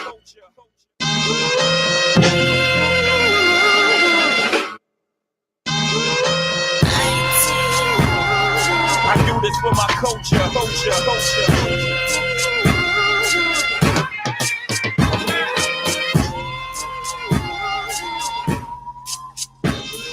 I do this for my culture, culture, culture.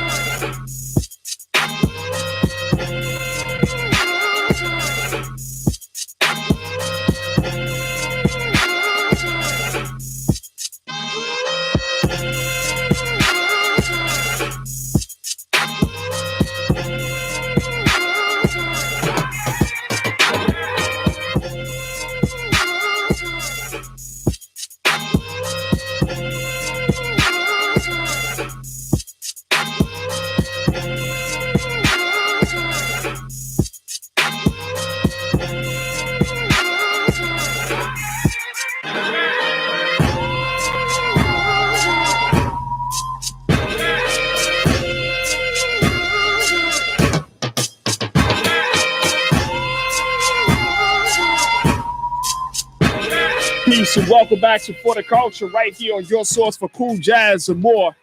WEAA 88.9 FM and WEAA.org. Absolutely the voice of the community. I'm your host, Faraji Muhammad. Thank you so much for checking in and riding with me, folks, for another exciting edition of For the Culture.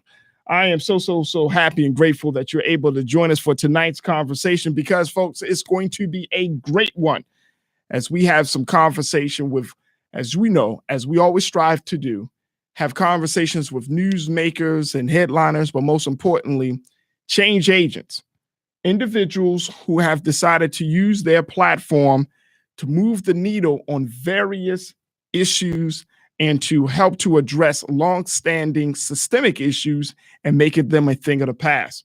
So tonight, we continue those conversations in that great tradition because I am so happy, humbled, and grateful to have joining us in a few moments our very special guest.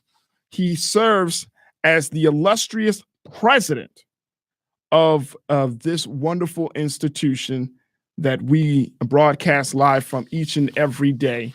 He is the face of this great institution of Morgan State University. If you look at his resume, you will see that he is a man that is serious about education, just as much as he is serious about the business of taking education to the next level for the next generation.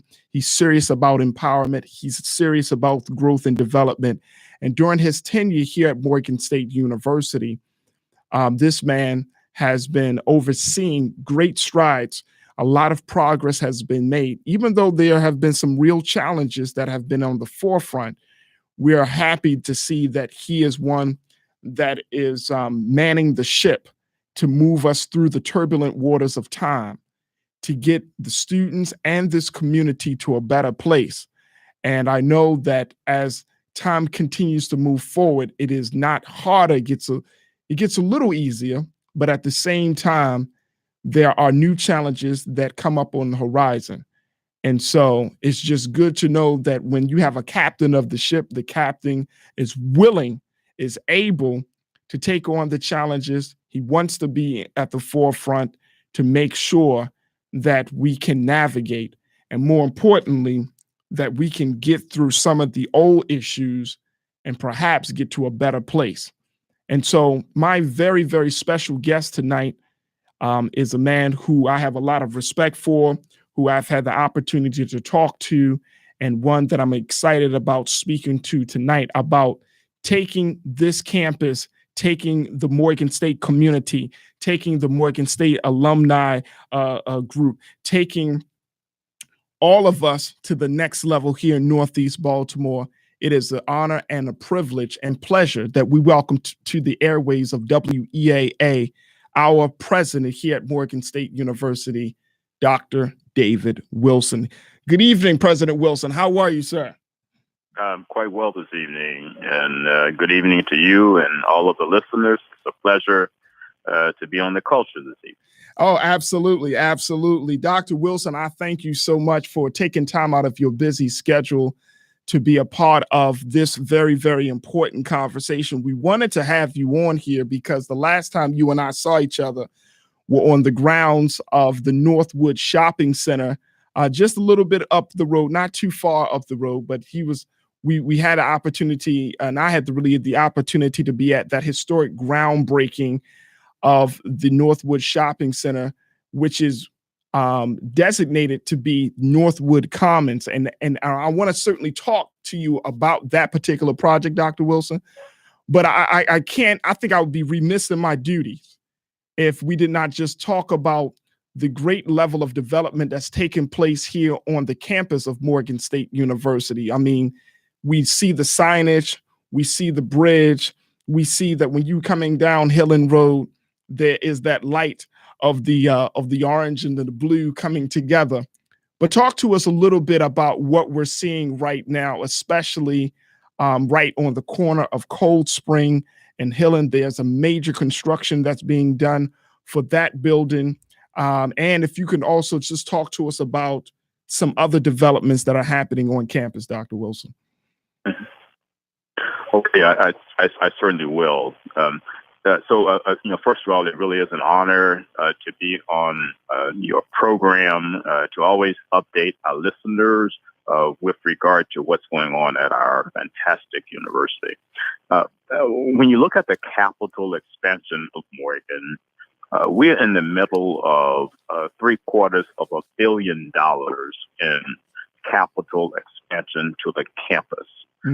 We opened, of course, the building that we call the CBIS building, the Center for the Built Environment and Infrastructure Studies in 2012, yes.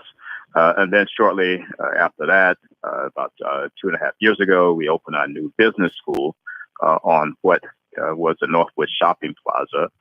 And then last year, we opened our Center for Behavioral and Social Sciences on that plaza as well. And now we are a year into a $90 million building on the corner of Hillen Road and East Cold Spring. That building will be known as Tyler Hall. It is slated to be completed in the summer of 2020 and will house all of our front door offices at Morgan, offices that are now located in the old Montebello complex. These are offices of admissions and financial aid and the registrar. So in essence, we're bringing those offices that are right now on the back side of the campus to the front side of the campus and are saying, this is the front door to Morgan. So when prospective high school students and their parents visit Morgan, they're not going to some dilapidated facility that is out of alignment with who and what we are as a national treasure, Morgan State University. And then we've gotten the state to commit to 2 more projects that the community, I think, should hear about this evening. We will be breaking ground within the next year or so on a $140 million building that's going to go on the corner of Argonne and Hillen Road, where the old armory sits now. So we are making plans to raise the armory, and we're putting up a world-class Health and Human Services building that will go there, that will house our School of Social Work and our School of Community Health and Policy. And that building is going to mirror the buildings that are now on the Northwest Shopping Plaza. So that's going to be a tremendous gateway to Morgan. And then finally, we are very optimistic that we're going to get the state to move up by 2 years, an appropriation of $240 million to enable us to build a world-class science complex at Morgan. And a new science building is slated to go on the corner of Stadium Way and East Cold Spring, where the Washington Service Center and our physical plant, all those areas are located there now for our listeners who have a visual image of our campus. And so we want to really get the first appropriation for this new science complex in 2021 and possibly have that come into existence within 6 or so years after that. So, we are not letting, in the vernacular, any grass grow under our feet. We realize that our ancestors paid a great, great price for the birth of Morgan. And for those of us who are in the seats right now, it is our responsibility to make sure that what they gave birth to will continue to rise and rise and rise as the premier, public urban research university in the state of Maryland, known for excellence in everything we do. Absolutely. Absolutely. I mean, when you have that level of progress happening on campus, Dr. Wilson, that speaks volumes about the leadership here, the vision that's in place. And you spoke about Morgan rising, and I'm glad you spoke about that, because there is another rise that Morgan State University is now embarked upon. It was reported that, and it's well known at this point, that Morgan State University has been approved as a qualified institution for a state program that makes private developers eligible for real property and income tax credit through what they call the Regional Institution Strategic and Enterprise Zone, the RISE zone. And this seems to be an effort to really open the door. You talked about the Morgan Gateway. This seems to be a way to open up that gateway for private developers to do the work here on campus. Can you share with us a little bit more about this this Regional Institution Strategic Enterprise Zone? What does that mean, and how will that impact the students and the community in Morgan? This goes back actually several years to the time when our current mayor, Catherine Pugh, was the state senator, and I think about 3 years ago, and there was a movement afoot in the state legislature to declare around universities, and I think at the time they were only thinking about 2 universities, and it was Johns Hopkins and the University of Maryland at College Park.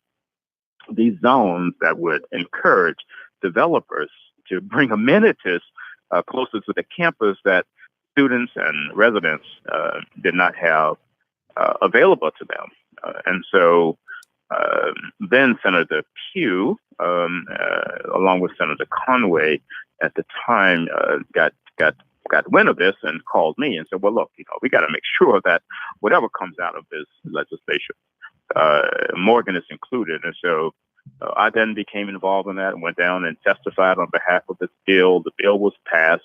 And what it basically does, and it was expanded as well. So now it started out with just these two institutions.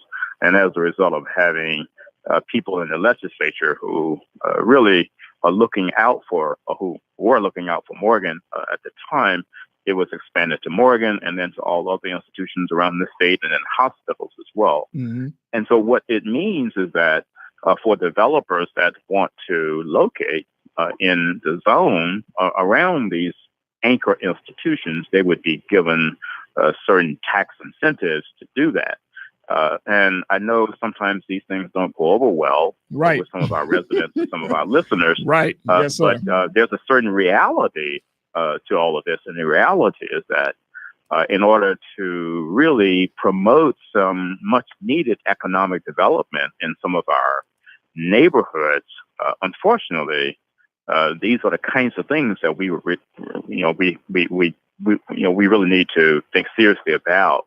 And so we have at Morgan, we put in an application to be designated as a RISE zone. We were approved, and we're going to move aggressively forward now with the redevelopment of Northwood. That's the first project that's falling under this.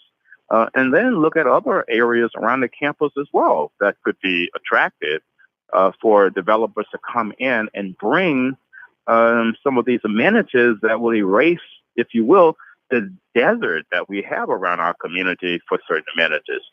So that's a little of the history, and that is really what this all means for us. If you're just tuning in to For the Culture here on WEAA 88.9 FM, we are talking to our president, President Dr. David Wilson, president of Morgan State University, as we talk about some of the latest redevelopment efforts that are taking place here on campus and, of course, around the community. Dr. Wilson, given the fact that, when you have these opportunities open up, it sounds like through this RISE zone designation, it places a big open for business sign on the campus for private developers to do those things. How does Morgan State University, how does your administration plan to keep this process of bringing these private developers on campus accountable? And to make sure that the very special mission that is in front of Morgan always stays at the forefront of these projects? So we don't own any property in these zones, if you will. And so the developers would not be looking to take over any property that Morgan owns. Okay. But given how we behave as an anchor institution, we certainly will listen to our community and then bring to the table, when we have conversations with any developer, the concerns of our neighborhoods and of our wider communities to see if we could use our anchor status, our influence, in order to make sure that any potential developer that wants to locate within that zone would be bringing the kind of amenities that would strengthen our neighborhoods, that will increase the quality of life in our neighborhoods, and that would not be bringing those things that we know would not add value. So we would use our influence in a lot of ways to convince developers to do the right thing.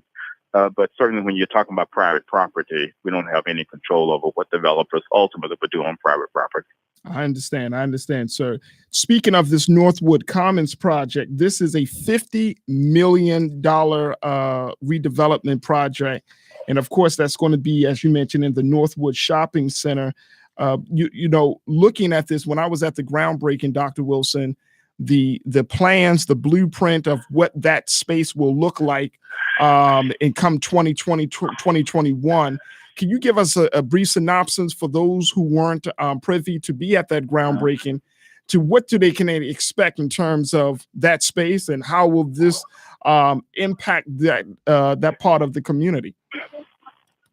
This is the most complicated project that I have embraced in my entire career. And I say this to all of our residents in the city of Baltimore, to all of our alums, to our students, to the board, who has been tremendously supportive in this effort, carrying out their fiduciary role. But I have tackled some real, in vernacular, doozies in my time all over the country. But this project, to be a $50 million redevelopment, has been the most complex and the most complicated. And that's because we have a lot of competing interests here. So we have to listen to our neighbors and our neighborhoods who have a deep relationship with the history of this development. And some of that is painful. Some of that is hurtful. But we have to listen. And then you have developers that, you know, at the end of the day, they have to see how they can have a return on their investment. And then you have students who are seeking certain amenities that are not around the university. Sure. You have communities that are saying, well, what about a supermarket here? There's a food desert. We have to go several miles to get food. And so trying to bring all of those things into alignment at the same time has been a tremendous challenge. However, we think that we can see the way forward. So what this would possibly look like in 2020, 2021 is that everything you see over at the Northwood Shopping Plaza right now would be raised, except the service station there. And everything, and then there will be a totally new town center concept with retail on both sides of that shopping center. The university has agreed with the developer to lease space there to house our bookstore. So we're moving our bookstore from the student center over there, the Barnes and Noble operated bookstore with a Starbucks cafe inside. We're building a 20,000 public safety building, 20,000 square feet public safety building on that site. Also, the developer is in deep conversations with several supermarkets that also could anchor this project. And then the developer has informed us that I think Walgreens is building a new store over there. We've gotten commitments from several food chains that will be over there, and a sit-down restaurant as well. And so this is going to be a really, really terrific gathering space. First of all, for the communication, for the community and the university. This is really where university meets community, which is the way it should be. And then at the same time, it will provide amenities that are not at all now available to our neighborhoods or to the university community. So we're looking excitedly forward, to the completion of this project in late 2020 or early 2021. And this is, and by it being such a massive project, and you said it yourself, Dr. Wilson, it has there's so many different interests on the table right now. What would you say is going to be the impact of this development of this magnitude on the other HBCUs around the state, given the fact that Morgan is branching out, is growing very big, growing very fast? Do you feel like this is going to set the precedent for other HBCUs in the state to have this level of investment, and that folks are going to start looking at other HBCUs around the state as a way to promote economic development? We hope that the model that we are embracing at Morgan could be seen by other HBCUs in our state, other HBCUs nationally, actually, as a model where we are challenging our states not to put us in a matchbox. We are critical to the economic and community development of the neighborhoods in which we reside. And I don't think, being a student of higher education history, that states have, across the nation, looked at us in the same way that they looked at their quote-unquote flagship institutions in this way. And certainly what I'm bringing to the table as president of Morgan with my amazing team is that, no. We are just as much an economic engine in driving community and economic development in the area where we reside as any other institution.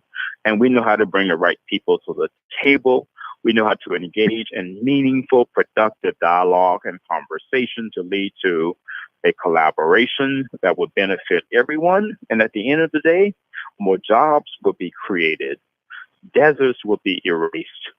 The quality of life within the community will be raised. Hopefully, sites that have unfortunately seen criminal activity inch closer and closer to universities will actually now become sites that are prominent for promoting a more pulsating, energizing community space where residents are free to walk and shop and recreate and do all those things that we see around other institutions. And so certainly we hope that this model at Morgan would resonate not only with other HBCUs in our state, but across the nation. Now, Dr. Wilson, there has been, based upon our sources here at For the Culture, there's been some, seems like there may have some talk around the redevelopment of Perring Parkway, the Hill and Road corridor up to 33rd Street, and possibly looking at the Lake Clifton School as a place of interest in the redevelopment as well, helping to get that campus up and running. Can you speak to those to that information, sir? Sure, I can speak to that briefly. We are always turning the page without forgetting what is on the page that we just turned. But you got to always be in a position right now in higher ed where you're nimble, you're agile, you're looking to the future. You can't spend too much time in the past, else someone is going to gobble you up or run you over. And so in this case, as we saw that we were coming to the end of a successful negotiation with the Northwood developers, I said to our School of Architecture and Planning, okay, we need to rethink this corridor from 33rd Street down past our School of Engineering. And so how do we make this whole corridor, if you will, a wow experience, a destination experience for Baltimoreans and others? And so the School of Architecture and Planning, under the leadership of Dean Mary Ann Akers and Professor Paul Rolfe, and our amazing students came together, and they did what we call a charrette, working with the community, hand in glove, and came forward with an initial concept of what that corridor would look like. And so now we are sharing this with the city of Baltimore, with Mayor Pugh and her team, and others saying, okay, so now that we have a pretty good sense of what a redeveloped Northwood will look like, we have to pay some attention now to this corridor, this 2.5 mile corridor, and make sure that we are taking full advantage of Lake Montebello. We're taking full advantage of Morgan State University as an anchor institution. We're paying attention to the houses that even front Hill and Road, and we're creating an attractive space for living, learning, educating, and recreating. That's what we are really about in terms of this redevelopment of the corridor.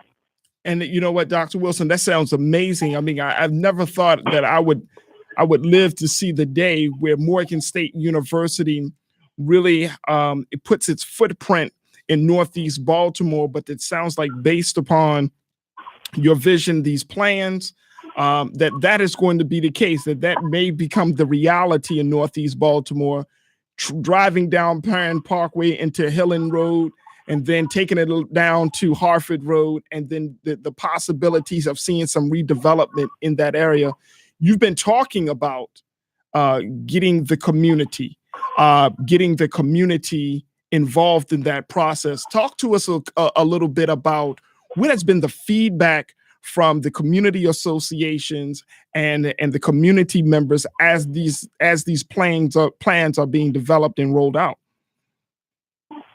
We actually have been supported tremendously by the community associations, and it's been a process. And as I said at the ribbon cutting of the development, for Northwood Commons. We within universities sometimes we have a problem listening.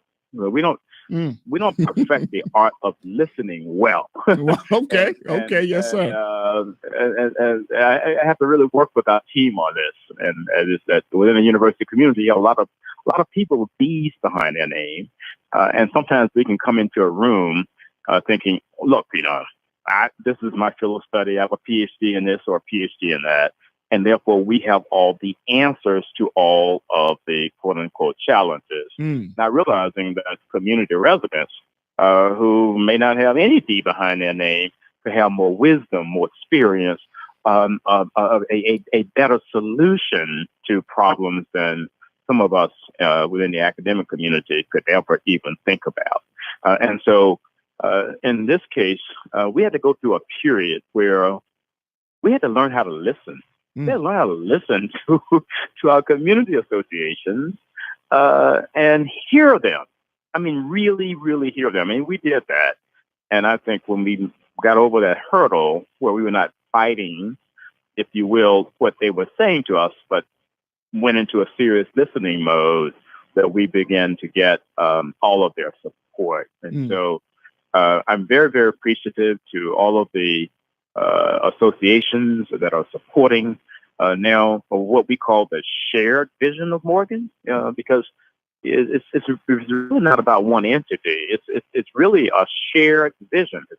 It's a vision shared between the president at Morgan, the board of regents at Morgan, the community associations in Morgan, the state of Maryland, because they have to bring some skin into the game as well, with our alums who have to realize that, okay, if these things happen here, you have to support them. Otherwise, we don't want any boarded up stores. And so I'm really, really pleased with the way we've gone down the path of opening our ears even more, listening even more effectively, and understanding that if we're going to move Northeast Baltimore in the direction that we all want it to go, it truly must be a team effort. Absolutely, absolutely. Dr. Wilson, certainly, there has been some ongoing conversation about the future of HBCUs, not just in Maryland, but just in general, all around the country.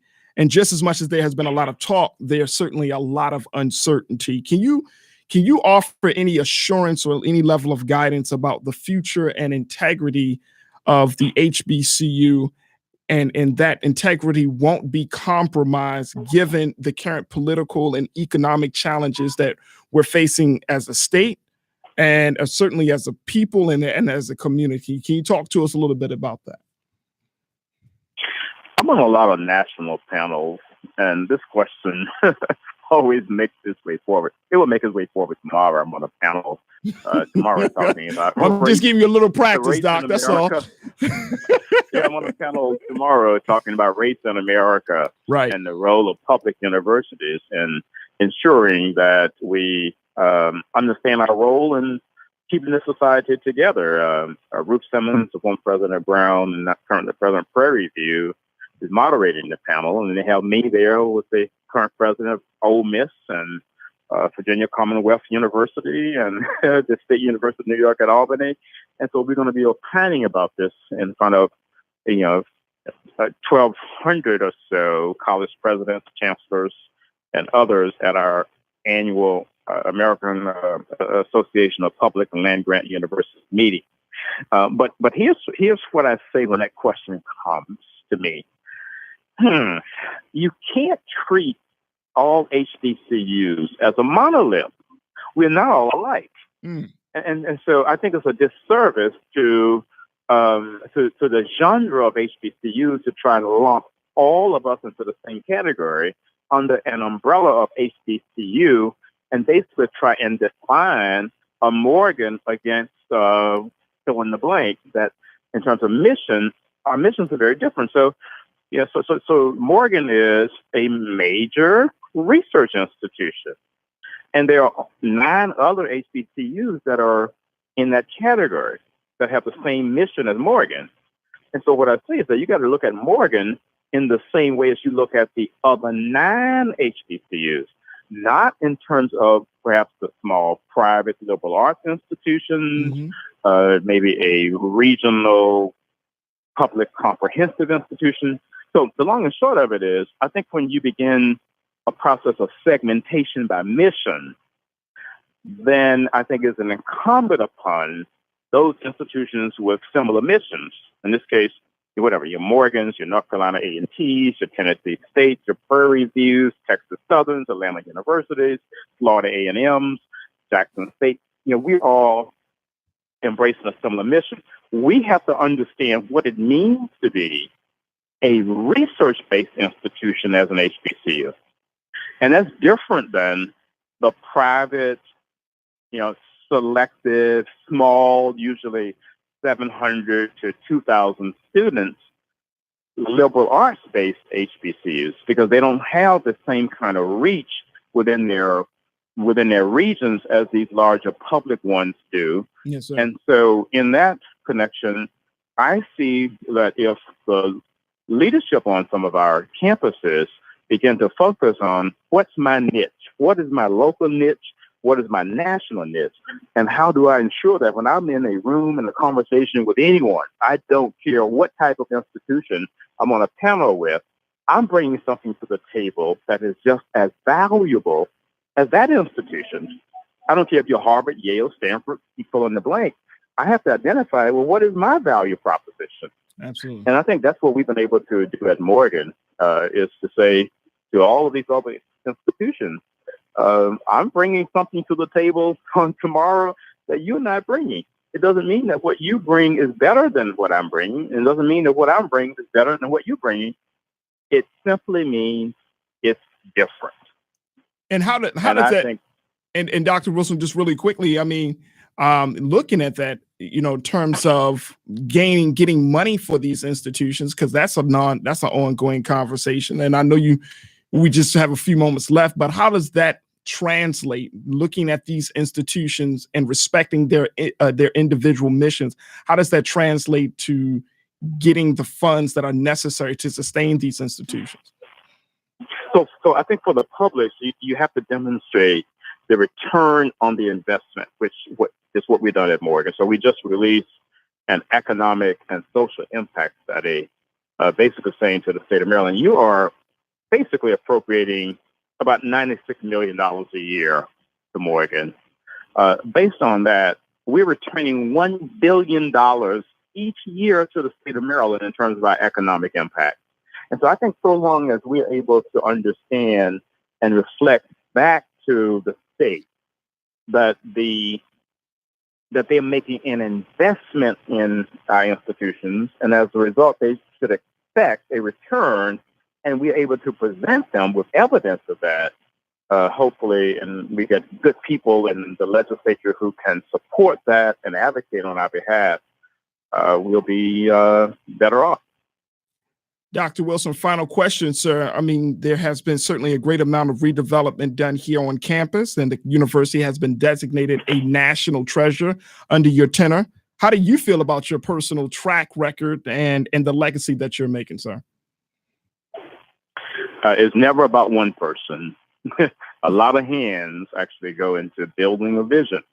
And so I like to quote, paraphrase Langston Hughes as I conclude this. And he said something like this. He said, first in the mind is the thought of a vision or a dream. And then the mind has to figure out a way to achieve that. And then the hand seeks other hands to help. And at the end of the day, when visions are realized, when dreams are realized, it's never really about one person. It really is about all the hands that help to build it. We have a lot of hands at Morgan, and all of us are working together to build a dynamic and incredible Morgan State University. Great words of wisdom and leadership coming from the 10th president of Morgan State University, Dr. David Wilson. Dr. Wilson, we thank you for your time and your insight, and for having this conversation to update the community about where we are in growing one of the country's best HBCUs. Thank you very much. It's always a pleasure to be on The Culture. And I look forward to coming periodically to update the university community. You have a terrific show. Thank you so much, Dr. Wilson. Have a good evening, sir. All right. Same to you. Bye-bye. Bye-bye. All right, folks, we got to take a quick pause. When we come back, let's do it. Let's have a conversation.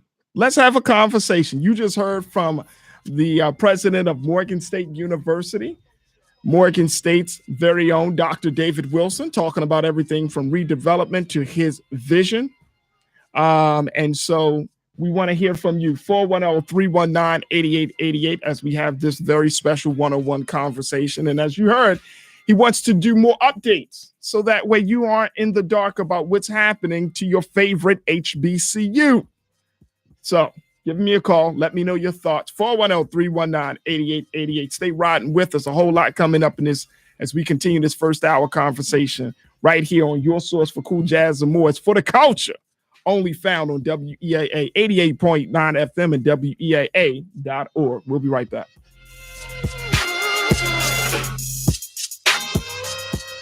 You are invited to the Oldies But Goodies Memory Lane Meet and Greet. It's time to put the names with the faces of all those that enjoy the Oldies But Goodies extravaganza. So let's get together, have breakfast, and talk music and memories on Saturday, November 17th, right here at WEAA between 8 a.m. and 10 a.m. And guess what?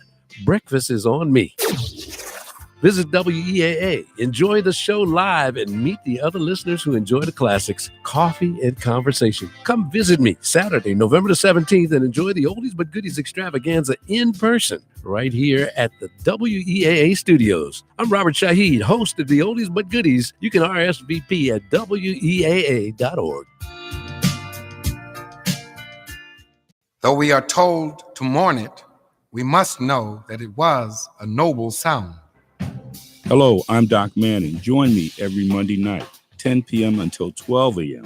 In the tradition, jazz music is not dead. We're in a detour and about to come out through interviews, through conversations, through promotion of live music. Your source for cool jazz and more. WEAA 88.9 FM, the voice of the community. News headlines, events, podcasts, and more. WEAA.org. I do this for my culture. I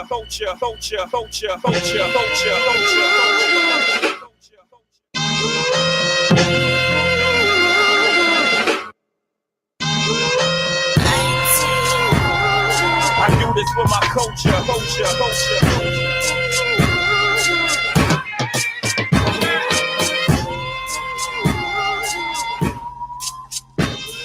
I do this for my culture.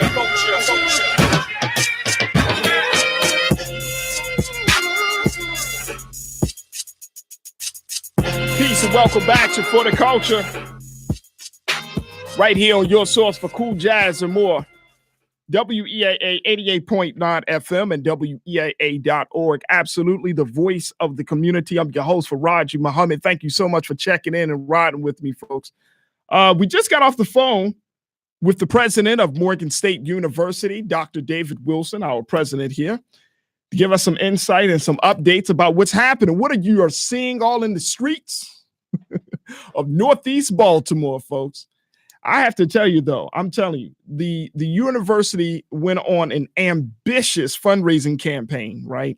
$250 million, right? And I mean, you're talking about, I'm just throwing this out there, along with all of the other conversation about the development, Northwood Commons, what we're seeing from that Tyler building on the corner of Cold Spring and Hillen. I mean, all of this.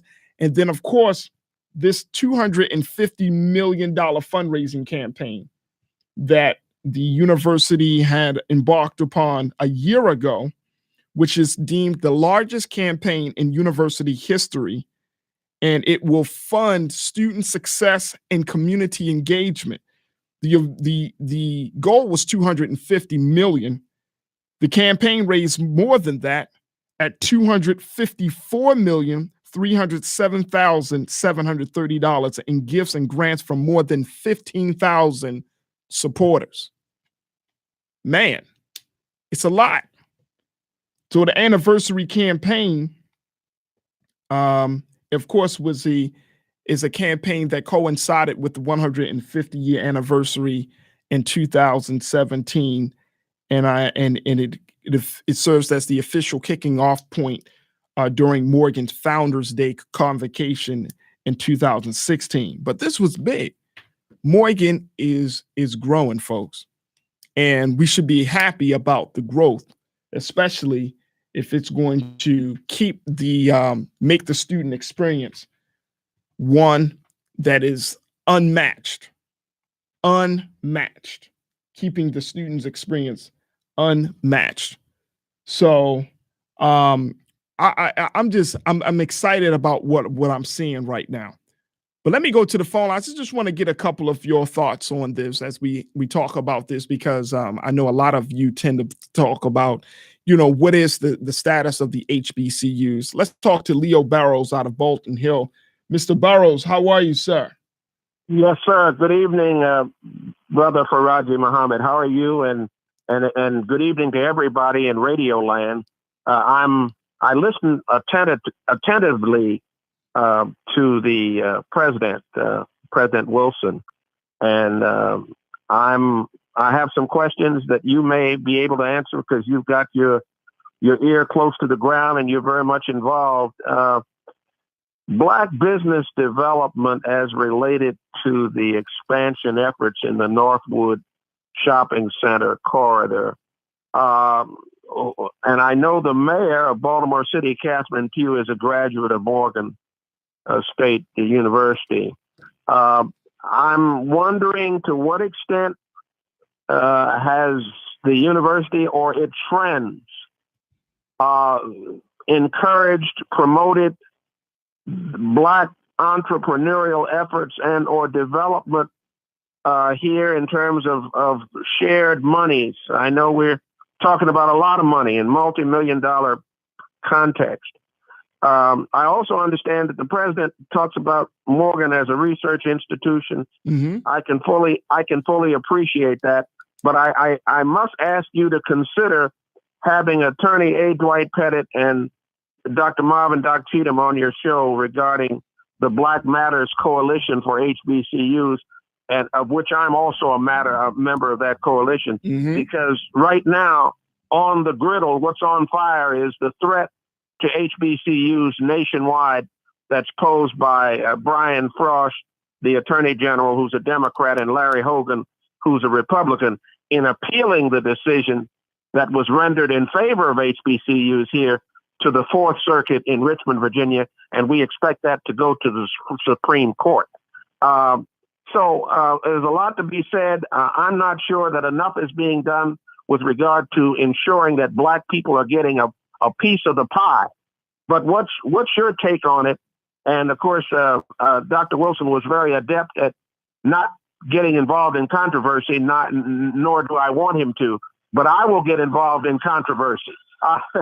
Right. Well, you know what? I'm gonna be, if need be. I'm gonna be very clear about this. And given, and I appreciate the concern. I think that one, the president said something very, very critical that we oftentimes don't give individuals like him any credit for, which is he understands the value of listening.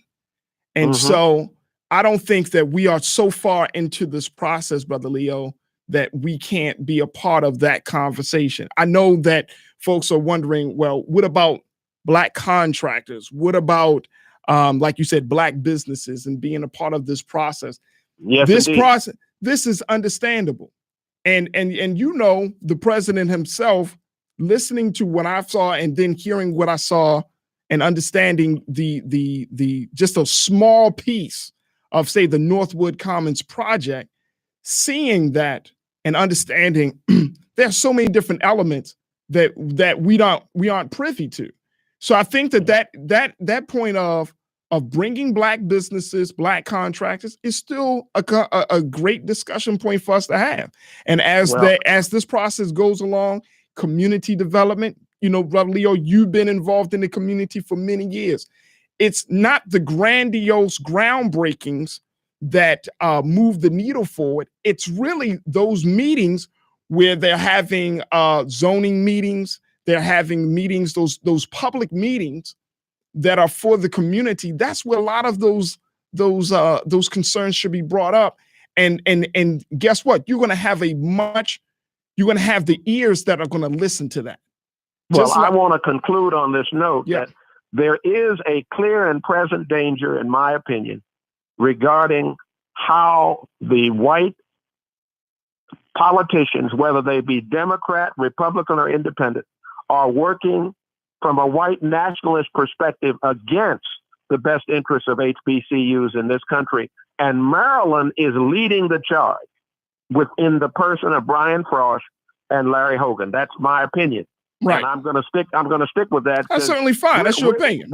We're in jeopardy. We're really in jeopardy if this thing gets to the Supreme Court and HBCUs are further marginalized, disenfranchised, and certainly with respect to duplication of programming and inequitable funding. Yeah. Then we're our goose is cooked. So I'm just glad that Morgan is continuing to proceed, but we've got to proceed with vigilance.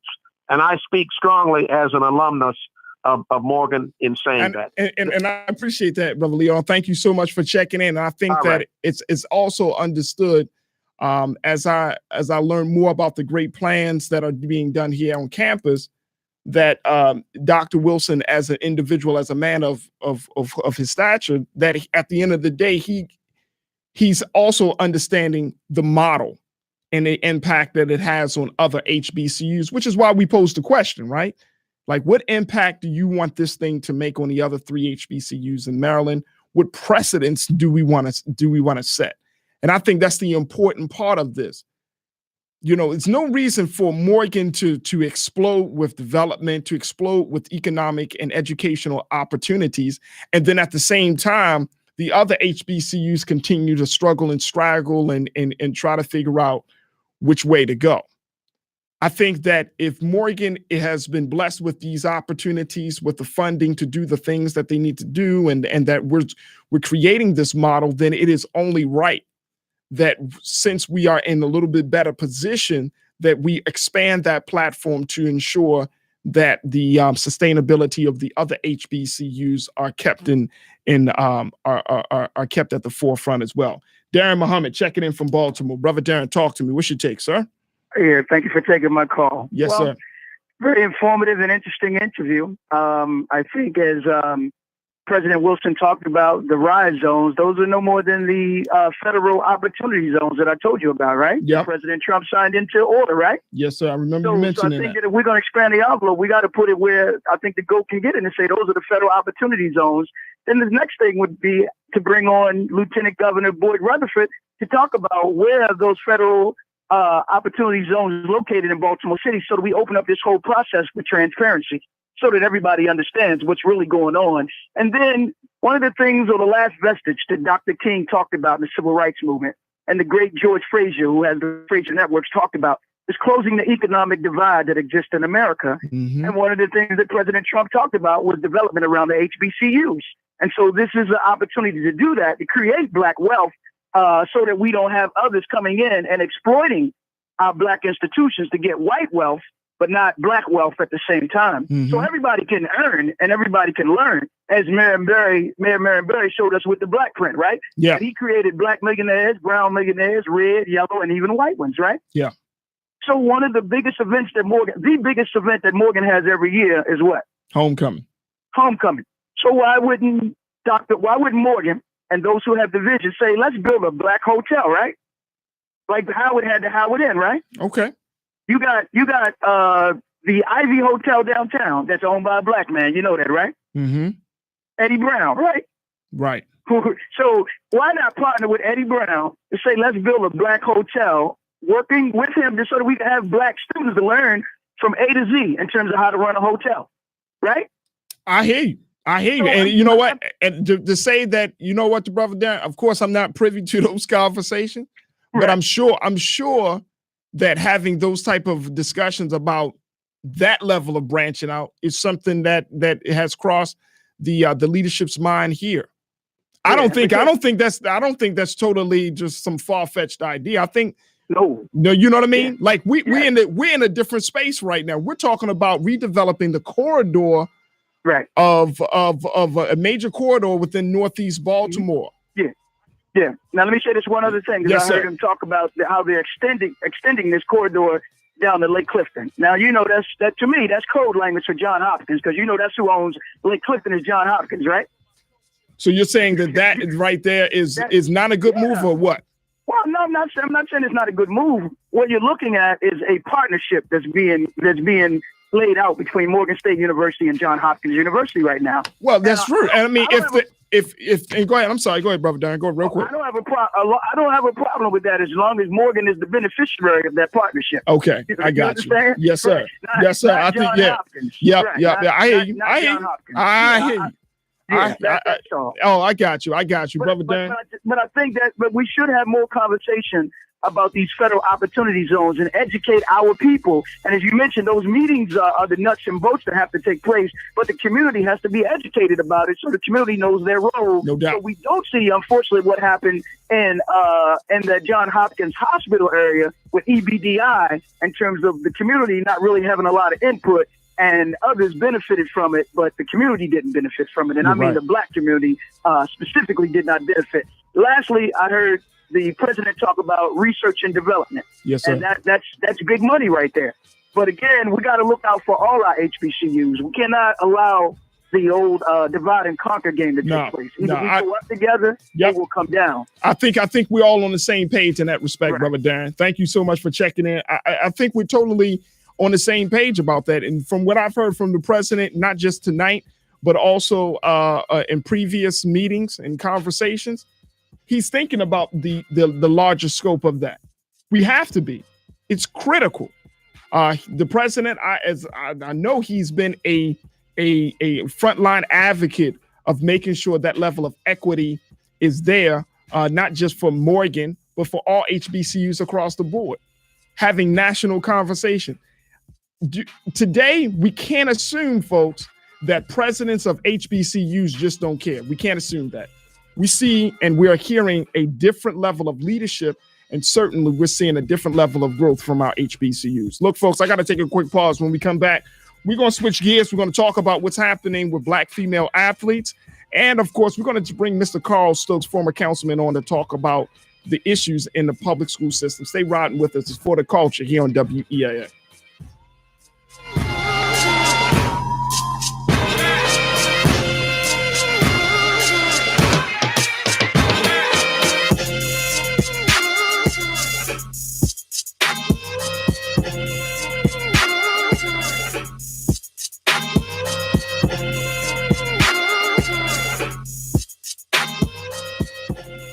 Celebrating 40 years of broadcasting, Morgan State University Public Radio, 88.9 WEAA FM and HD1, Baltimore.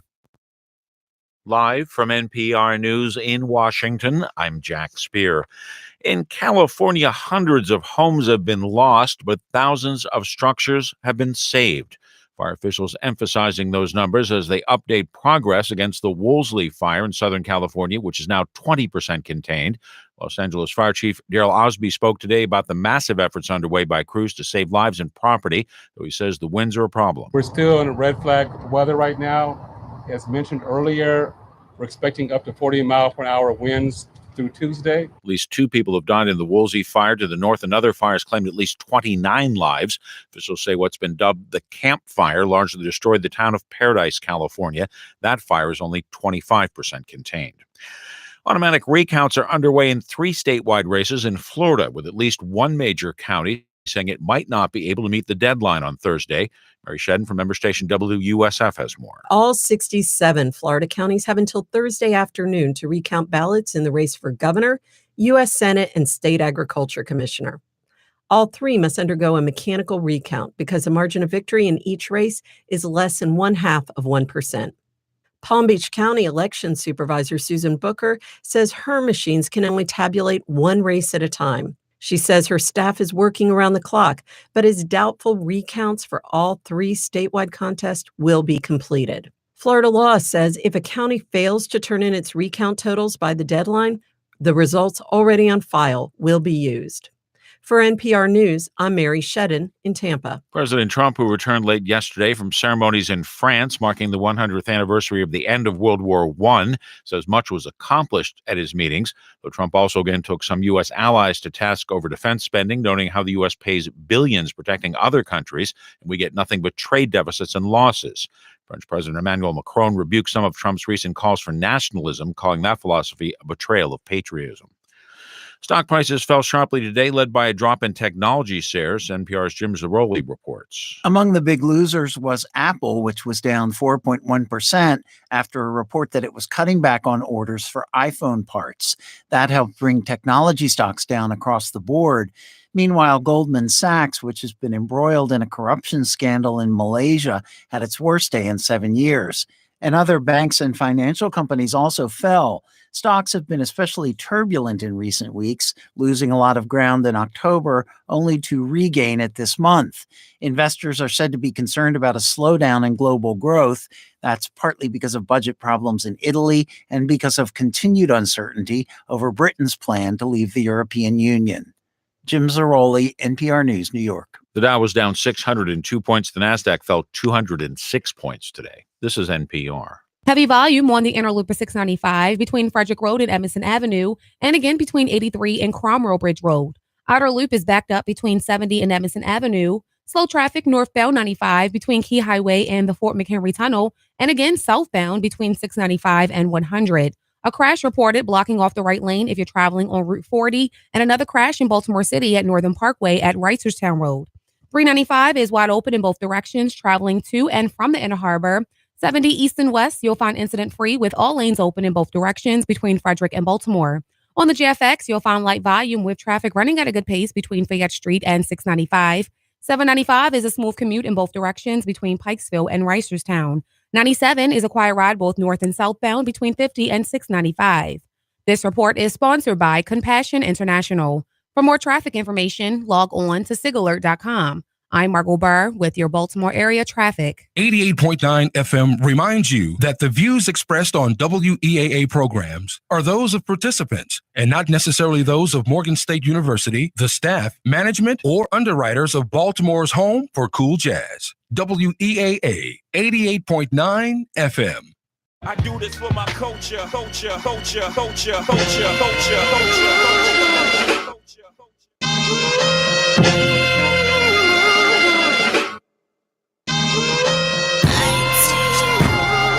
I do this for my culture, culture, culture.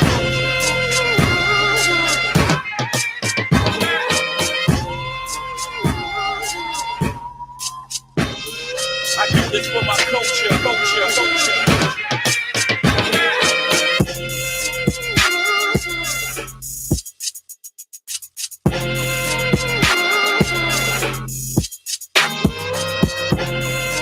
Peace and welcome back to For the Culture. Right here on your source for cool jazz and more. WEAA 88.9 FM and WEAA.org. Absolutely the voice of the community. I'm your host, Faraji Muhammad. Thank you so much for riding with me for the second hour of tonight's show, folks. If we didn't tell you, but there is a major event that's going to be taking place here tomorrow here at the illustrious School of Global Journalism and Communications. Yes, that major event. This is an event that Morgan State University and the show The Undefeated that's on ESPN has decided to come together to create a conversation called No Ceilings.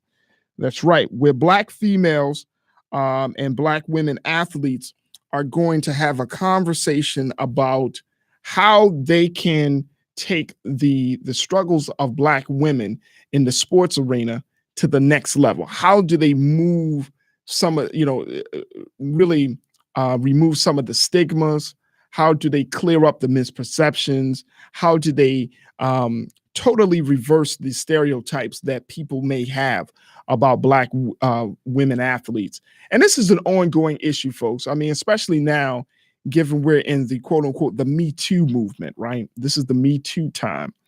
Now we're starting to see that more and more athletes, particularly Black women athletes, Black female athletes, are saying that enough is enough, that they want to be seen as equal, not less than. And so tomorrow here on campus, we're going to be hosting our special conversation, No Ceilings. It's going to be here at the Morgan State University Student Center Theater. And that's going to be kicking off at 4 o'clock until 6 p.m. It's going to feature the great minds of Dr. Amira Rose Davis, AJ Andrews, Nanika Ogwamike, and Lanae O'Neill will serve as the moderator. She serves as the senior writer for ESPN's The Undefeated. Here to give us a little bit more insight about this whole thing about the plight of Black women athletes, we have on the line our guest speaker, our guest tonight, Mr. Wayne Dawkins. Wayne, thank you so much for being here on For the Culture here on WEAA. Thanks for inviting me. Absolutely. Wayne, let's talk a little bit about this, because there seems to be this conversation really has come out of a report that was done by the School of Global Journalism and Communications. And this report was based on the gaze that of Black women athletes. It was based on the perception of Black women athletes. Talk to us a little bit about what do you see happening, or Black women athletes facing in this day and time, even though we're supposed to be quote unquote civilized and modern. Well, okay. I'm new to the campus. This is my second year at Morgan after a number of years at another HBCU institution, and I was invited, just weeks into my new appointment here to contribute, and I contributed to the section about swimming, but it covered women in basketball, tennis, a number of sports. But the issue was, okay, first we're getting used to the idea of women athletes competing at the highest level, and then when you make it African American women athletes, the scrutiny gets up to a higher level, and plus there are all these challenges.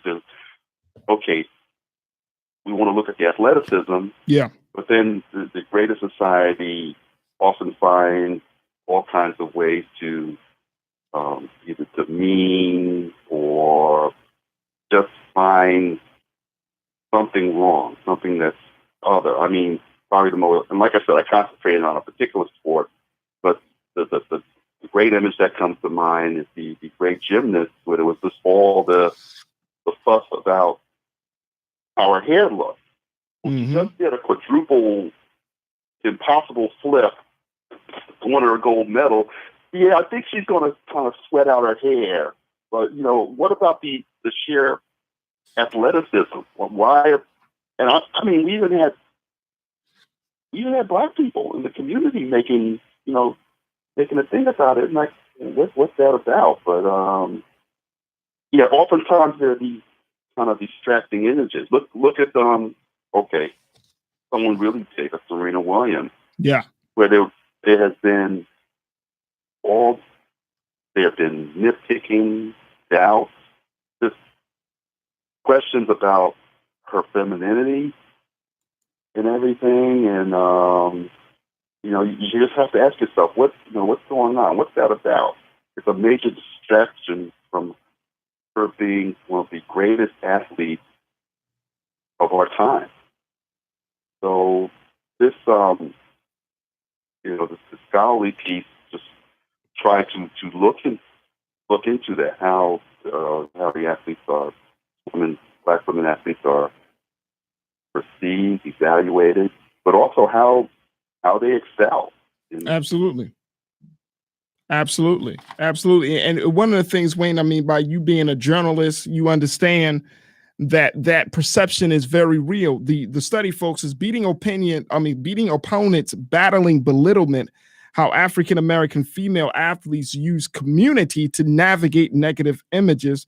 And again, this was a commission that this was a study that was commissioned by The Undefeated show on ESPN, but also this was something that being us here at Morgan State University, being a research institution, we put in work to create a study to look at this, to examine the history of Black women's participation in basketball, track and field, tennis, golf, and swimming, and help to identify cultural factors that have hampered, folks, the success of Black women athletes.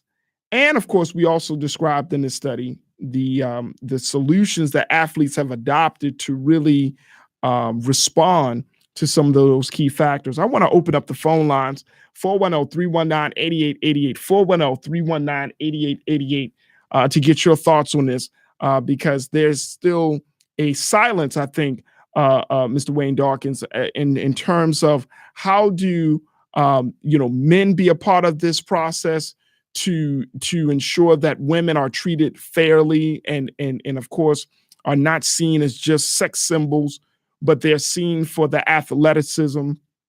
How do we create real conversations that will impact the next generation of Black women athletes? How do we make sure that the institutions, some of these sports networks, when you're talking about the NBA, when you're talking about other sports organizations, how do they make sure that they are creating a culture which cultivates the success of Black women athletes? I mean, these are very, very pertinent issues. Where would you start on that conversation, Professor Wayne Dawkins, in regards to, the community's view? Since the community has been played as such a role in this study, what's the proper community's view of this phenomenon? Oh, you're making me think of Title IX. I would mean just provide the access and the opportunity. And Title IX, when of the Civil Rights Act, which meant that at the intercollegiate sports, women's sport was supposed to be now funded at a respectful level, aimed to be equal with men. And I remember that distinctly because when I started college in the early 70s, Title IX just started to kick in. And now, young men like myself we had to get used to the idea that, women are athletes too. Right. In fact, let me tell you this about basketball. That was at a time when there were a lot of with girls basketball at the high school level, and maybe even at the beginning at the college level. The women could only play. It was full court, but the women were limited to they could only play one side on offense, and another group of women can only play defense, because there was this fear that they're so frail and fragile that they'll injure themselves, which would be laughable now, because now women have evolved to the point where there's a number of them they'll dunk on you and probably step over you as they do it. Right. But that was an evolution. You see the way women can play basketball now. That was nurtured over decades. So the last 40 years or so. So imagine what's going to happen in the future. Mm-hmm. The community can support that. Women can be whatever they want to be, and athletics can be an outlet for them, just like it's been a tremendous outlet for boys and young men. If they want to pursue that, or if they want to play that sport, but that's not something necessarily they're going to do professionally or anything, but if they want to play for the competition, for the exercise, sure, go for it. Yes. Yeah. And we should, and as a community, we should encourage that. Even if it's kind of like just talking about the notion of kind of having that mind, body, spirit balance. Yeah. That's healthy, and it should be encouraged. Well, I mean, I totally agree with you as well, Professor. I mean, I think the big thing that we tend not to do is we still underestimate, right? We still play into those patriarchy,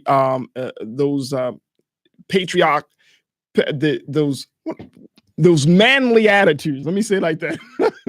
Yeah. We still have those manly attitudes about what it takes. We still have that attitude. Well, you know what? You're not as strong as me. You're not as fast as me. And I think the unfortunate part about it is we do that to our own detriment. Yeah. I mean, to have a black woman who's running a race, to have a black woman who's shooting the ball, to have a black woman who's on the sideline reporting, I mean, that provides fresh perspective, that provides new insight. And yet we still are so caught up in the misogyny of the culture that we stifle our own growth and progress. Right. Or we should at least be we should be much more comfortable with our masculinity. I mean, yeah. I mean, come on. To embrace that. Exactly. I mean, there's certainly a patriarchal, stigma that's attached even to those who say that they're the most progressive.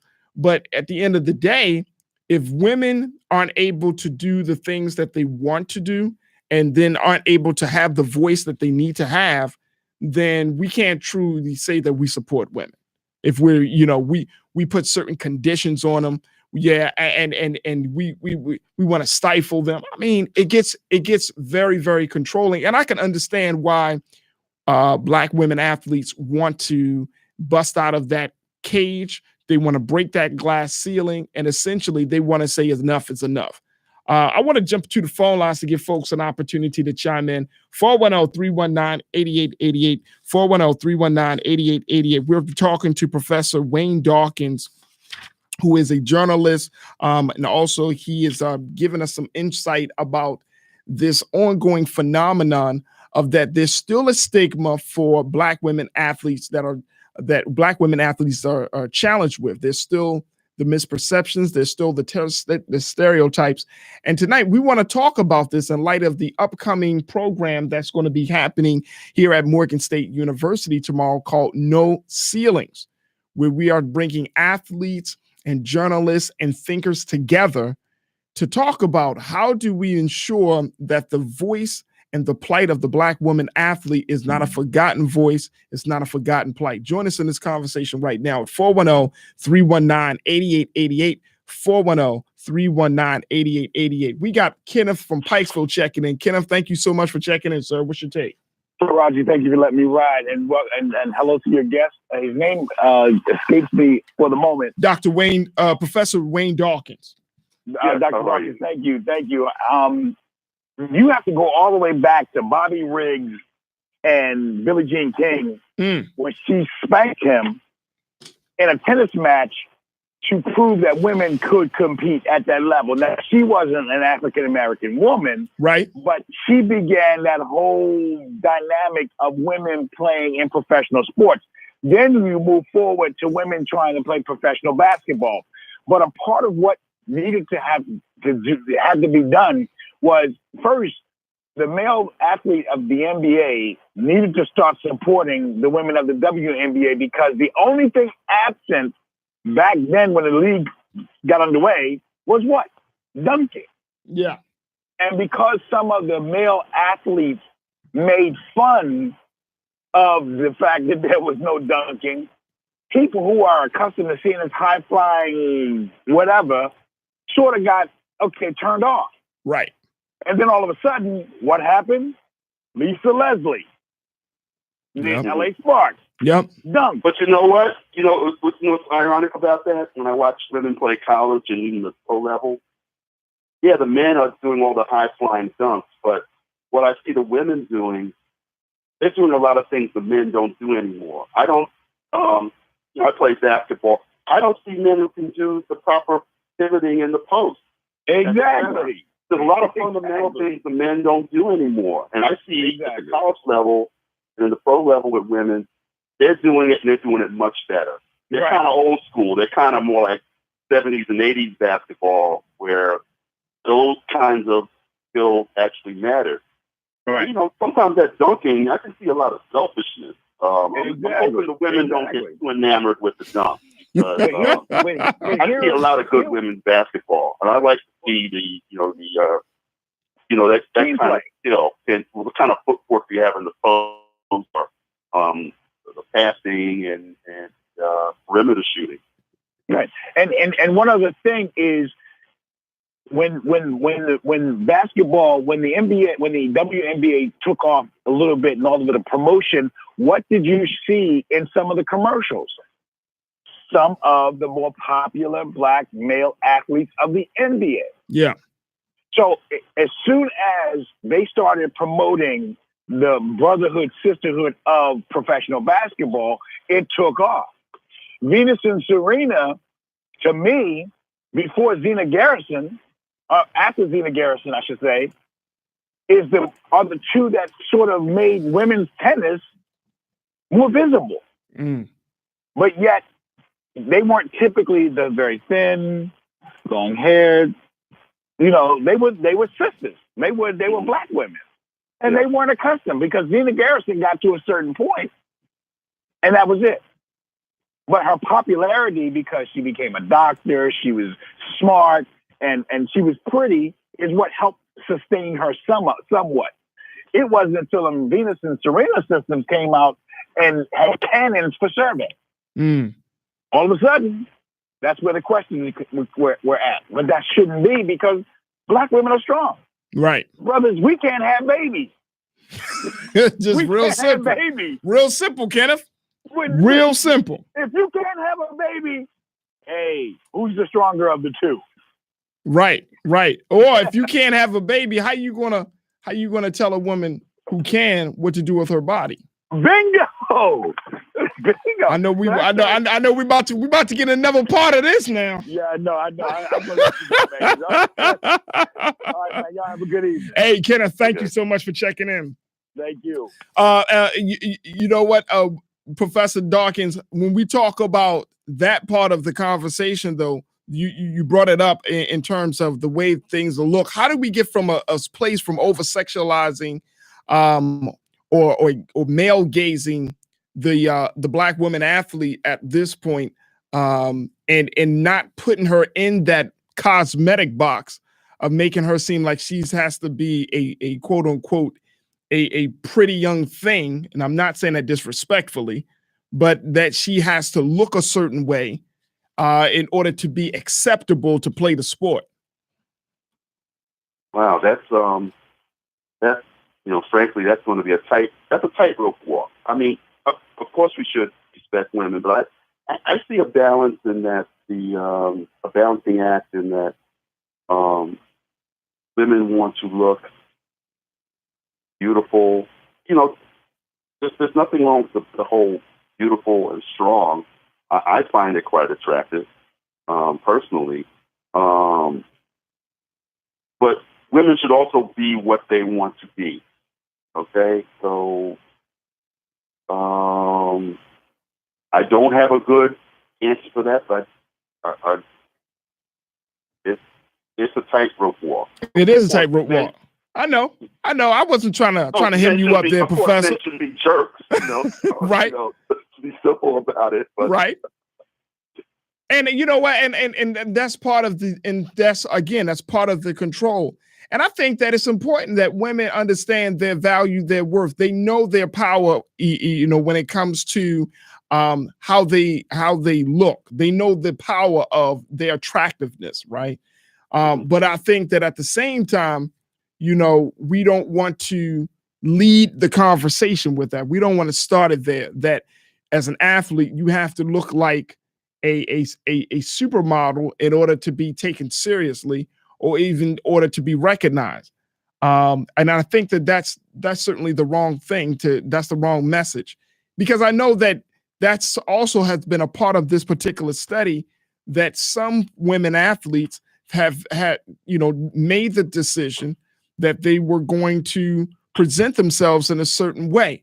That's what we saw from the very, very history-making sister Florence Griffith Joyner, who when she came out, you knew FloJo was going to bring it in terms of speed, but she also brought it in terms of beauty, and brought that level to the track. So I think that we have to be very, very careful as men to insert ourselves in certain spaces in certain conversations thinking that we are doing something for the culture when in fact we are actually limiting the impact of taking the culture to the next level. I'm glad you brought her up, because the counterweight, of course, was, I don't know whether that was her in-law, but there was Griffith Joyner, who was she was just simply Wonder Woman. I mean, she is. Who you saying, She didn't present Flojo? herself as a supermodel, but she was a super athlete. She was phenomenal. Yes. She was phenomenal. And I'm saying on all levels in all categories, I mean, if you're talking about, she was a beautiful woman. When she spoke to the media, she knew how to present herself to the media. I love the flash. Like she reminded me of my mom's, man. Like my mother was a very flashy, classy woman. And so when you saw Flojo, I felt like, man, Flojo's putting it out there. She represented the best of what Black women had to offer on the track field. But then when you saw her speed, I know plenty of guys that couldn't run as fast as her. I don't even know if Usain Bolt would keep up with her. I mean, she was phenomenal. And so, it's unfortunate that Black women athletes have to continue to suffer. But I'm happy that the Me Too conversation is forcing Me Too movement is forcing the conversation, so that way we don't continue to belittle women, and then of course to make women less than. But we really want to make sure that the voices of Black women athletes is heard loud and clear. So, Professor Wayne Dawkins, thank you so much for being a part of this conversation.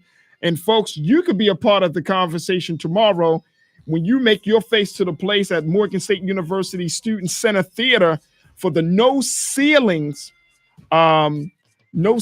conversation that's going to be kicking off from 4 p.m., ending at 6 p.m. right here on Morgan State University campus tomorrow. We're going to feature the bright and brilliant minds of Dr. Amira Rose Davis, AJ Andrews, Nanika Ogwamike, and it's all going to be moderated by the senior writer for ESPN's The Undefeated, Miss Lane O'Neill. So you don't want to miss this great conversation. If you want to get more information about it, make sure that you log onto our website at www.weaa.org. That's weaa.org. Look, I got to take a quick break. When we come back, we're going to have a conversation with former councilman and educator, Mr. Carl Stokes, to talk about some of the challenges facing the Banneker Blake Academy. There is a recommendation to close the school for boys, and Mr. Stokes is wondering why. What have we done wrong? We'll have that conversation. So stay riding with us. We got a whole lot coming up in the final 30 of For the Culture right here on your source for cool jazz and more, WEAA 88.9 FM. We'll be right back.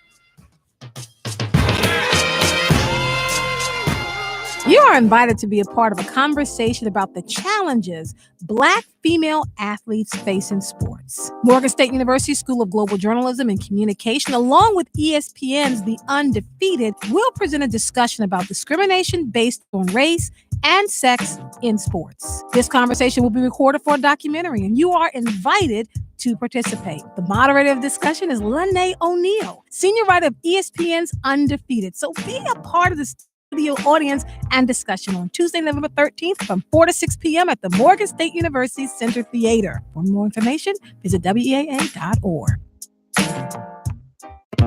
If you're looking for the very best in conversation, great music, and of course, the very best slow jams in the city, make sure you join me, LaDon Black, nightly, 7 p.m. to 10 p.m., Monday through Friday, right here on your community station, the station that's your source for cool jazz and so much more, WEAA 88.9 FM. You are invited to the Oldies But Goodies Memory Lane Meet and Greet. It's time to put the names with the faces of all those that enjoy the Oldies But Goodies extravaganza. So let's get together, have breakfast, and talk music and memories on Saturday, November 17th, right here at WEAA between 8 a.m. and 10 a.m. And guess what? Breakfast is on me. Visit WEAA, enjoy the show live, and meet the other listeners who enjoy the classics, coffee and conversation. Come visit me Saturday, November the 17th, and enjoy the Oldies But Goodies extravaganza in person right here at the WEAA studios. I'm Robert Shaheed, host of the Oldies But Goodies. You can RSVP at weaa.org. Though we are told to mourn it, we must know that it was a noble sound.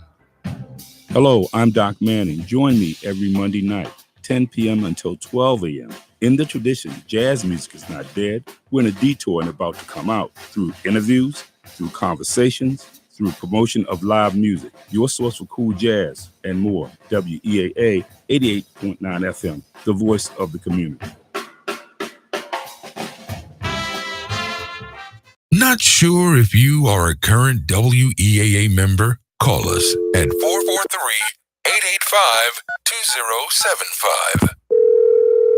I do this for my culture.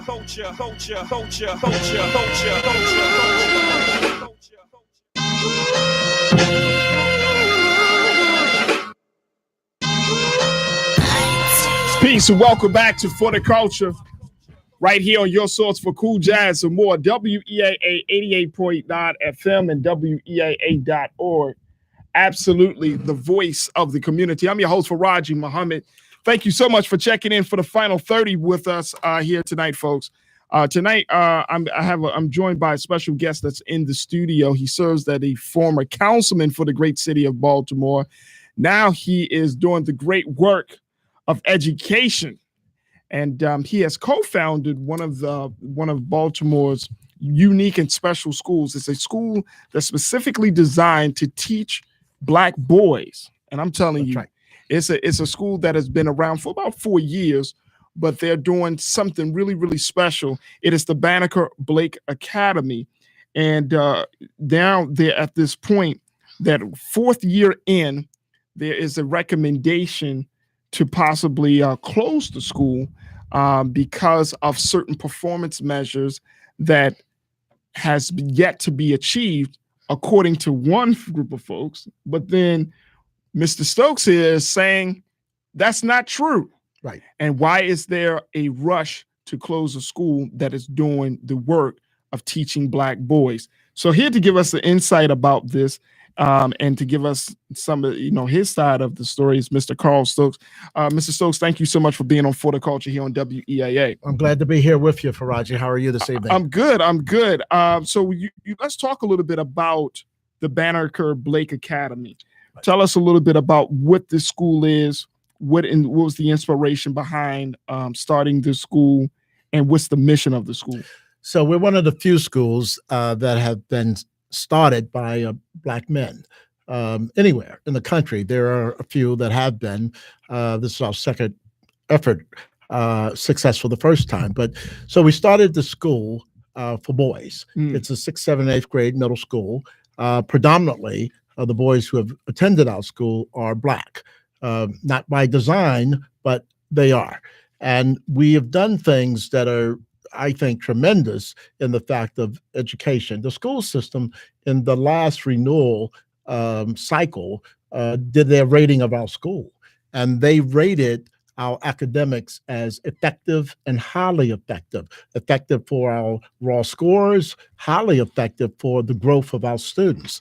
And in that, let me just mention that, for example, last year we took in 100 new 6th grade students, 100 students from around the city. We're not a neighborhood school. We take kids from everywhere. 100 students came to us in the 6th grade a year ago. Not one student who came to us was grade proficient. That means that no student was prepared according to the academic metrics to begin 6th grade. But fine, we take all of our students and we meet them where they are. And in 6 months, 18% of those students were at or beyond grade proficiency, not just 6th grade, but 6th grade plus 6 months proficiency. And most of the other young people were on a trajectory upward. And so we're very proud of the fact that we are educating Black boys in a way that many other schools are not able to do.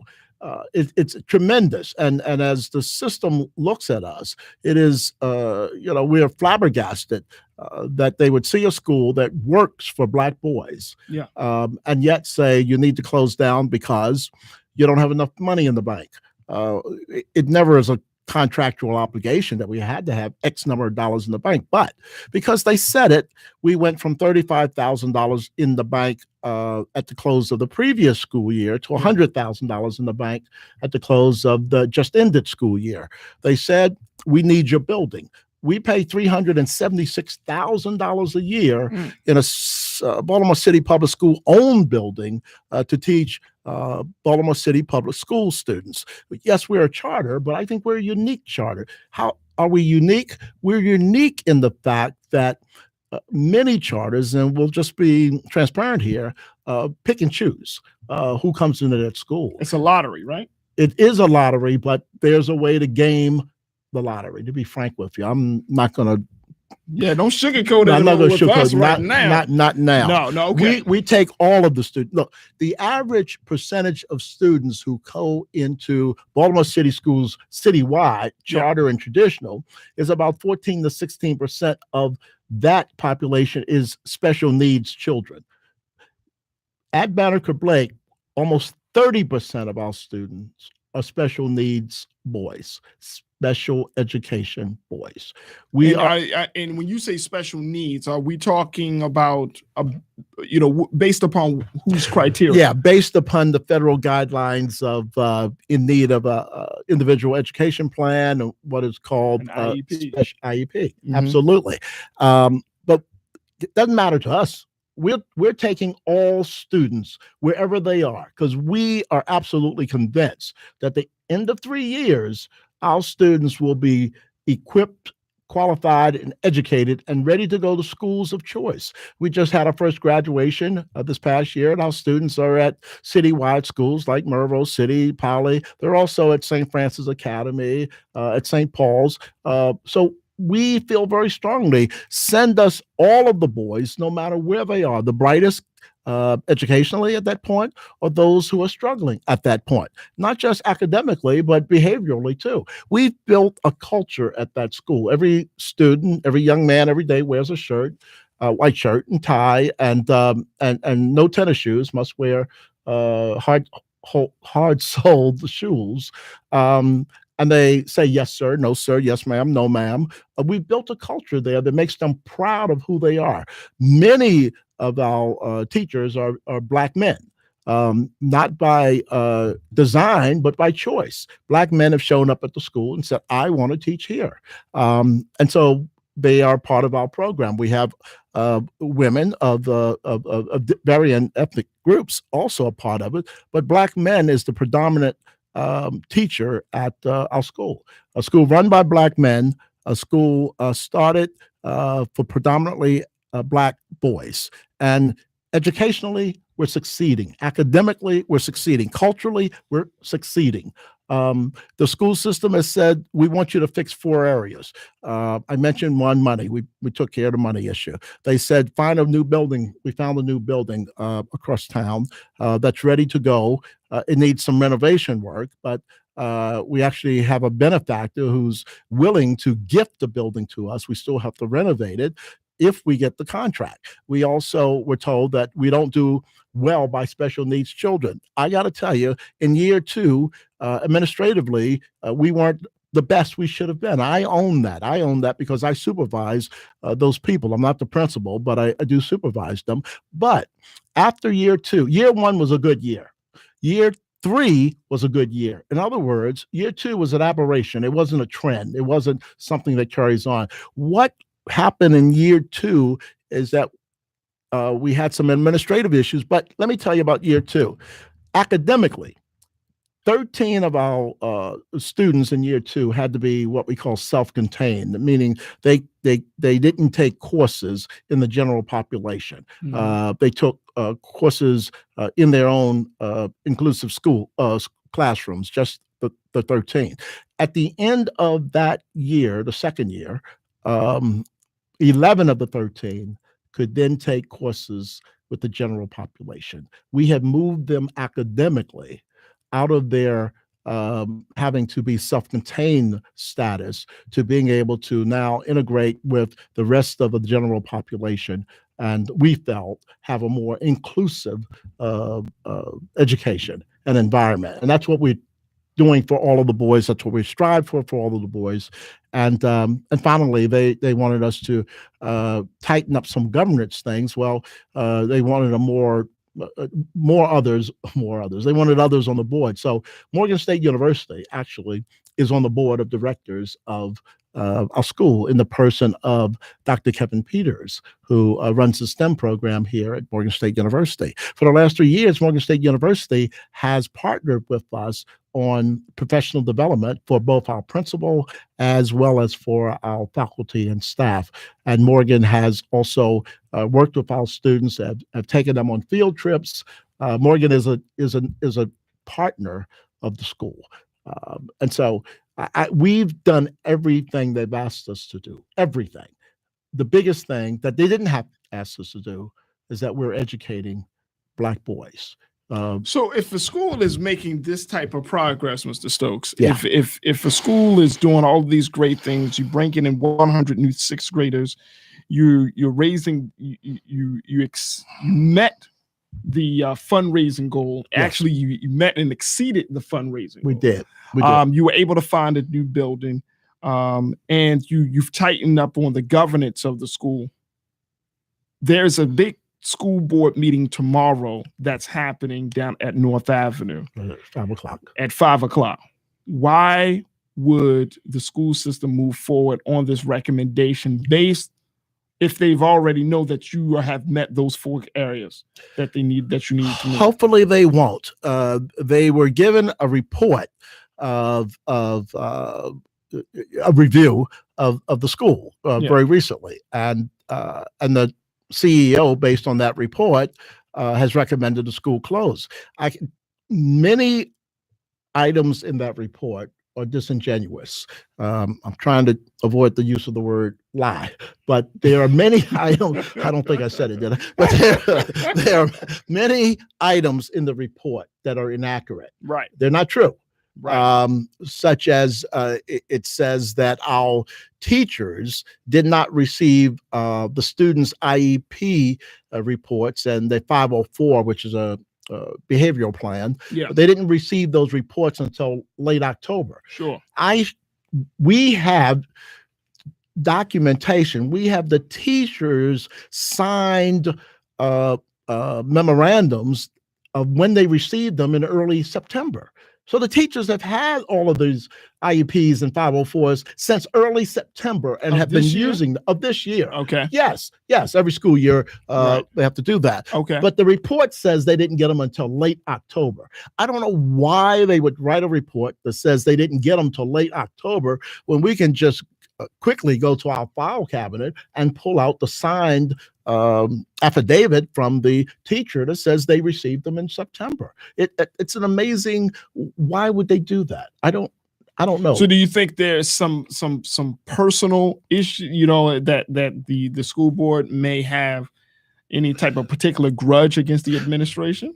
I don't think that the school board has a grudge. I would You think hope it's- not. I think that, I do think that some of the administration of the Baltimore City Public Schools has a grudge against the school and maybe their founders. I think there is some politics that are unnecessary there. I think that I've been told to my face that they don't like my friends, and I'm not sure who my friends are, but the governor has been at the school. They said they don't like the fact that my friends have taken them to task for how they spend the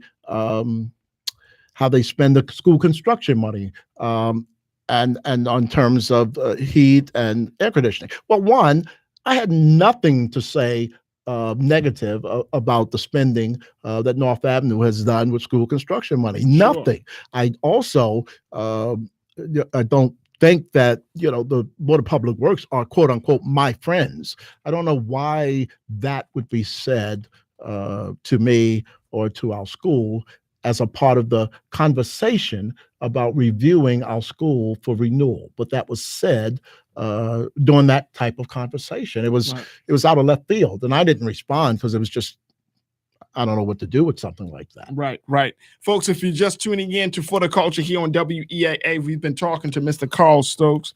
We've been talking about the plight of the Banneker Blake Academy, a school that has been in operation for the past 4 years.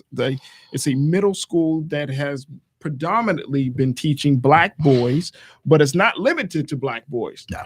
And now they have the looming threat of being closed from the Baltimore City Public School Board. We want to hear your thoughts on this, 410-319-8888, especially if you have parents, if you are a parent of a child, of a student that goes to Banneker Blake Academy, or if your son went there and kind of moved on and graduated from Banneker Blake. I want to hear your thoughts on this as we talk to Mr. Carl Stokes. Let's go to Real Thomas out of Baltimore. Thomas, thank you so much for checking in. What are your thoughts about what you're hearing, sir? How are you, Faraji? How are you, man? I'm good, Thomas. How are you, brother? Good. Councilman for life. How are you, my friend? Hi, Brother Thomas. How are you? Hey, listen. So you and Faraji won't get yourself in trouble, right? The views and opinion that Thomas is about to give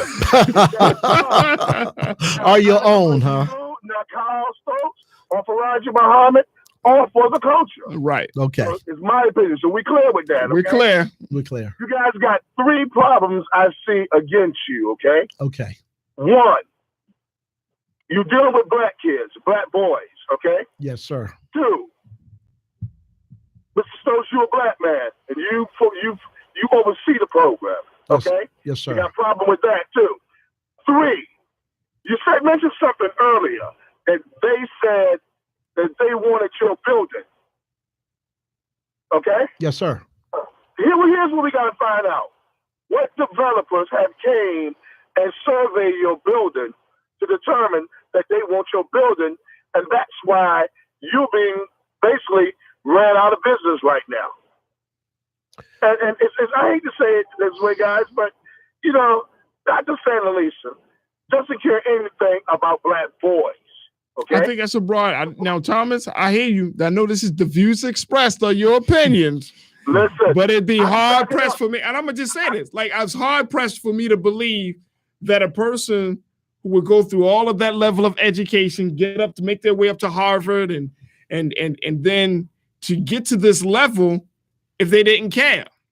I mean, that's a hell of a career path to take just to get some money. You could have done a lot of other things to get money. I can prove my point with what I'm saying. I'm going to prove it right now, Faraji. Go ahead. In Baltimore City school system, she is the CEO, right? Yeah. Anything happens in the school system, she's the one to more or less catch the blame for it because she's the head and supposed to be in charge, right? Unfortunately, yep. And why doesn't she take responsibility for the school system? Why is it always either the parent or the teacher or somebody else? I've never heard her own up to the problems. Now I have to disagree with you, Thomas, because I've been in meetings and I've been a part of forums where she has owned up. She has taken the heat of it. What I think that we have to keep in mind is that she's one person over top of many other people, right? So just like we could talk about the heat and the air conditioning problem in the school. As much as Dr. Santelises is over top of the school system, the general facilities manager was responsible for that. And you see what I'm saying? So the point is that everybody, and this is one of the things I want us to change in terms of the culture of leadership in this city. Yes, there are people at the top that are the face of that particular institution, but we never go beyond the leader, that one person. We remove the one person, we replace them with somebody else, but then you still got the other folks that have been there for many, many years, much longer than the leader has been. True that. And that have created the culture of inadequacy. That's the problem that I'm seeing. If we want to, I'm just saying, in this case, I think we need to look at not just Dr. Santelises, and I don't want to paint a broad stroke saying she don't care about Black children. I can't. Okay. She has a child herself. Yeah, you know what I mean? Listen, I I didn't say she didn't care about black children. You say she didn't care about black boys. Black males. Black males. Okay? I gotta disagree with you. Let me ask you this real quick, Neil, and I'm Sure, getting go on ahead. here. With Dr. Santa Lisa, right? Yeah. We got rid of who was before her? Dr. Alonzo. Right. Right? Greg Thornton was in between. And What Mr. has Thornton. changed? What has changed from Dr. Alonzo's ruling of the school versus Dr. Santa Lisa's ruling of the schools? What has changed? Well, I think there actually have been some changes, and we have to note that. And I'm sure Mr. Stokes can, and I got to let you go, Thomas, but I appreciate you. Yeah, you know, as always. But we do have to note that. And I don't know how much how much that history bears on this current moment that we have at this point. But I don't want to, again, I'm not painting a broad stroke because I think No, you better not. I think we're here tonight to talk about what at least one school is doing to save black boys in this town across neighborhoods. Our boys are so stressed and under duress so widely in our city. There are so many who don't care legitimately that it is, we're not here to say that no one cares or doesn't care. We're not here to say we're the best option for black boys. We're saying we're one very good option for black boys, and that it makes no sense and would be unjust, if I might, to say, let's close this school that works academically, culturally, for black boys because they don't have enough money or they missed some deadlines. You know, there just aren't enough things to say that the school should be closed when it works academically for black boys. Especially given the fact that charter schools in the city in general are all struggling in some way, shape, or form. In some way, shape, or form. Some are doing better than others. You know, again, being transparent, we pay $376,000 a year for our building. There are some charter schools that pay $1 a year. $1 a year for a building similar to ours. Talk about politics. You're talking about equity. Equity. And I was going to say, look at the schools run by black people and those that are not. Let's go back to the line. 410-319-8888 is the number. 410-319-8888. We're talking to Mr. Carl Stokes of Banneker Blake Academy, giving us the insight about what's going on at Banneker Blake and the threat of the school closing. There's going to be a school board meeting happening tomorrow evening at 5:00. And essentially, Mr. Stokes, you are asking for what from the community? I'm asking the community to turn out tomorrow at 5:00 before the Baltimore City School Board and say, we not only don't want you to close a school like Banneker Blake, we want you to give them a long-term contract and so that they can continue to do what they're doing in terms of educating black boys and creating a culture and an environment for black boys. Let's go to Casey checking in from Baltimore. Casey, thank you so much. What's your take on this? Hey, what's going on, Faraj? Hey, Carl, how you doing, brother? I'm well. How are you, Casey? I'm all right. So I was listening to the show, and it took me back a little bit. Unfortunately, you know, this is happening, and I know you do a lot of work with the schools. So, you know, I heard what you want people to do short term, and that's show up at the school board. But as an African-American business owner who can galvanize other businesses, we need to get together and what do we do in the long term? You know, let's you and I speak offline and let's find out what we can do long term for your school, possibly fundraiser, partnering with some other people outside of Morgan, and let's find out what we can do to help you out, all right? Okay, but in the short term, you know what? You can show up tomorrow, you can go before the school board, you can sign up to speak and say, I'm a black businessman and I am going to commit that we're going to help raise money or do other things, bring resources to the school and to support black boys. You can do that in the short term, because if we don't stay open after tomorrow, then you know the conversation is a different conversation. Well, we'll definitely be there tomorrow. I'll try to get a couple of the guys out with me, and we'll see you tomorrow. Thank you. Hey, Casey, thank you so much for checking in. All right. Antoinette from Harlem Park, talk to me. You're on the line with Mr. Carl Stokes. Taraji. Yes. Are we serious here? Is this true? Post Freddie Gray Baltimore? Yep, it's true. You know what? This is appalling. It's frustrating that the divisive politics has to interfere with educating young Black men, especially in a city that is historically and traditionally known for systemic oppressive issues, ACEs, traumatic experiences that our young men, young boys are going through. You're speaking to someone who I've had family members, young boys who did not graduate from high school, and certainly wish an opportunity like this had been afforded to them. So I just can't, it's just very frustrating to hear that we cannot come together. You know, the Board of Education cannot come together and figure out a way to make this work so it can benefit those young men in our city. I mean, like I heard Councilman Stokes speak about, you know, that most of the kids were not on the 6th grade reading level, and he accommodated them. So the school has made an effort to meet these young men where they're at.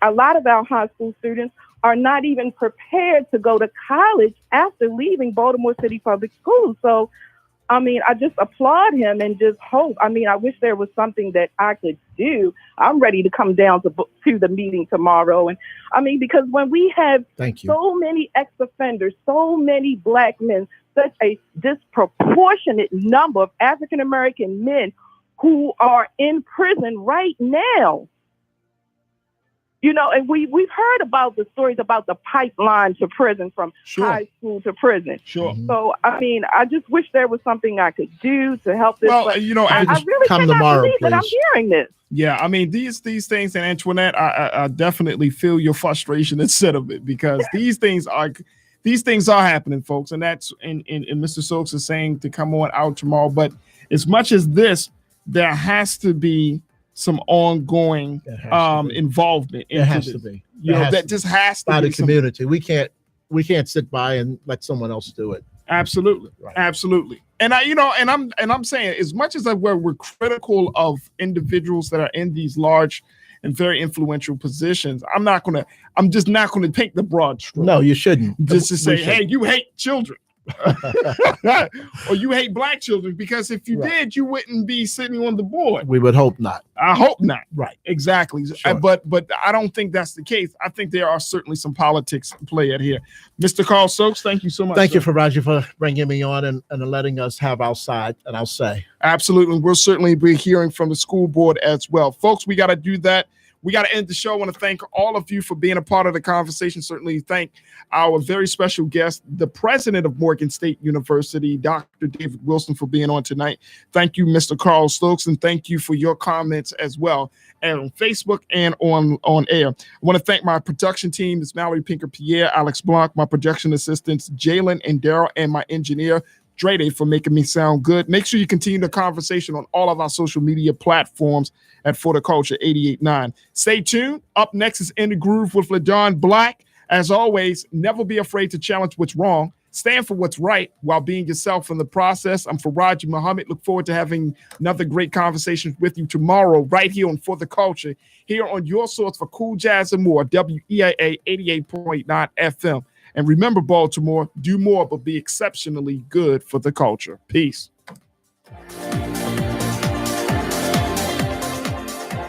You are invited to be a part of a conversation about the challenges Black female